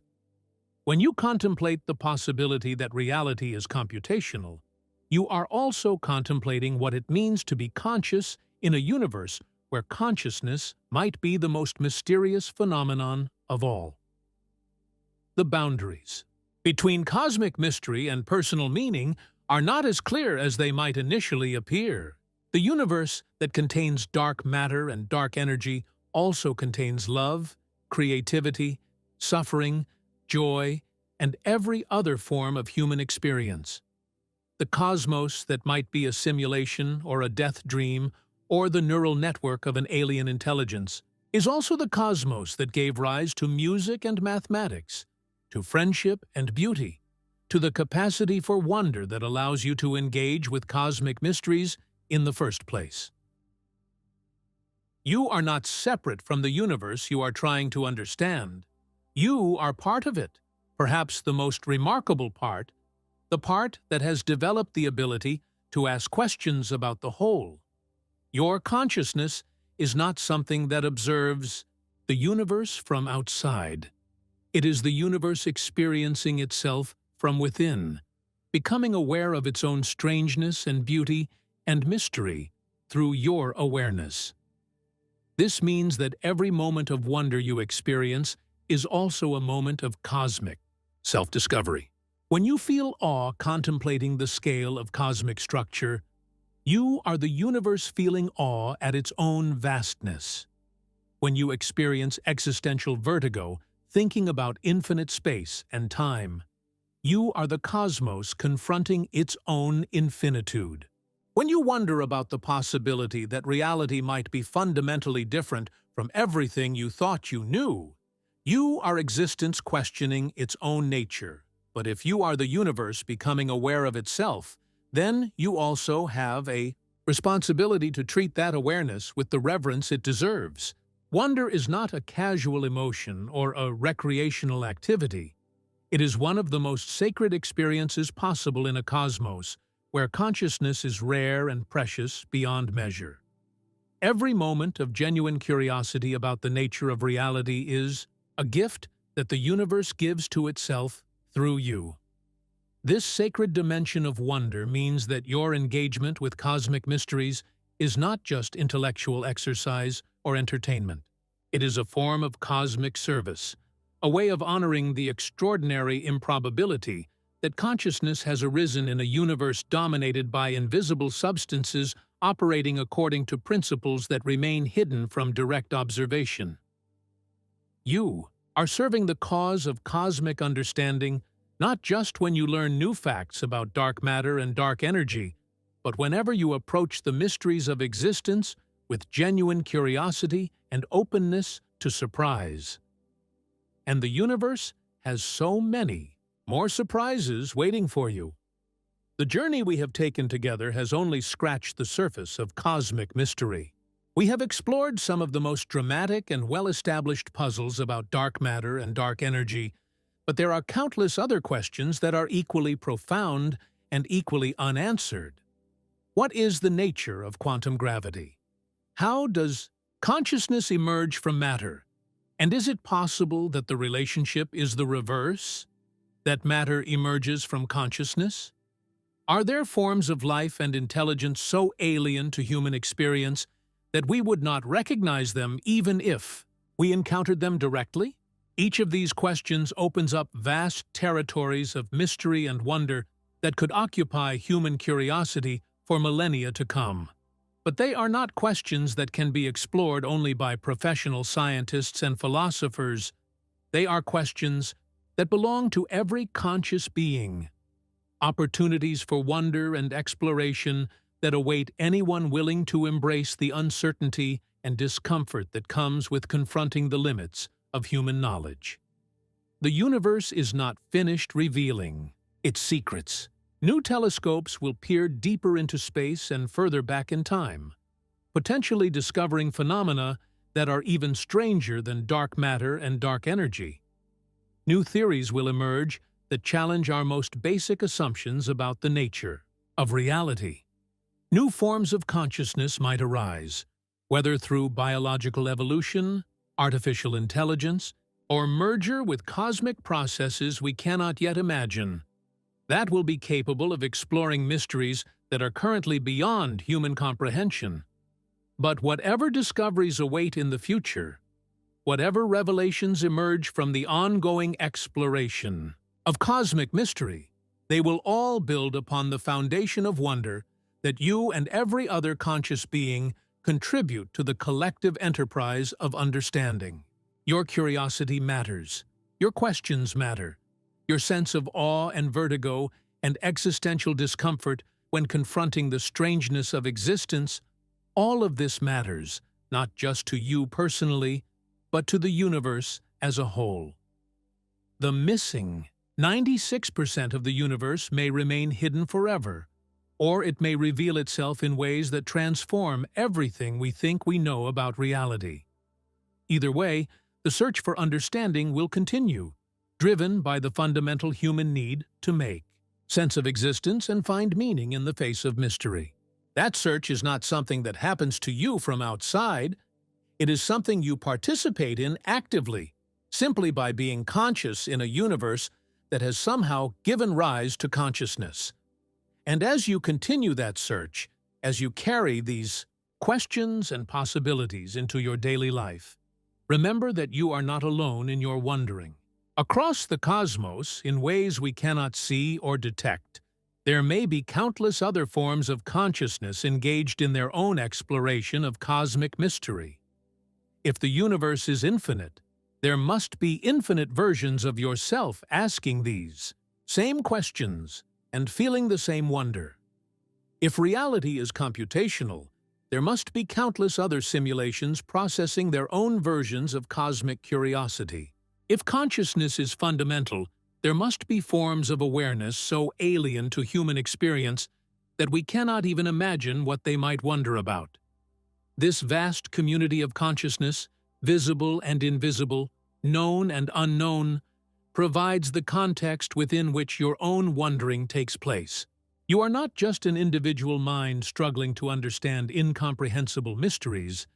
You are part of a cosmic conversation about the nature of existence that extends far beyond anything you can directly perceive or comprehend. But even if that cosmic community exists, even if consciousness extends throughout the universe in forms and patterns that dwarf human imagination, your particular contribution to the conversation remains unique and irreplaceable.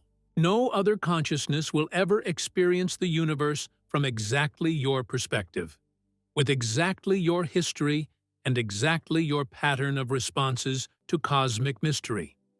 Your wonder is unlike any other wonder that has ever existed or ever will. exist. This uniqueness carries both gift and responsibility. The gift is that you get to experience the universe in a way that is completely original, to bring your own distinctive perspective to questions that have challenged consciousness for as long as consciousness has existed. The responsibility is to honor that uniqueness by engaging with cosmic mystery as fully and authentically as possible, by allowing yourself to wonder without reservation about possibilities that extend far beyond the boundaries of comfortable knowledge. The universe that contains dark matter and dark energy, quantum fields and relativistic spacetime, consciousness and creativity and love, is also the universe that contains you. It has spent 13.8 billion years evolving toward this moment when you can contemplate its mysteries and find them meaningful. Every star that has ever burned, every galaxy that has ever formed, every process of cosmic evolution has contributed to the conditions that make your consciousness possible. This should not make you feel insignificant. It should make you feel extraordinarily significant.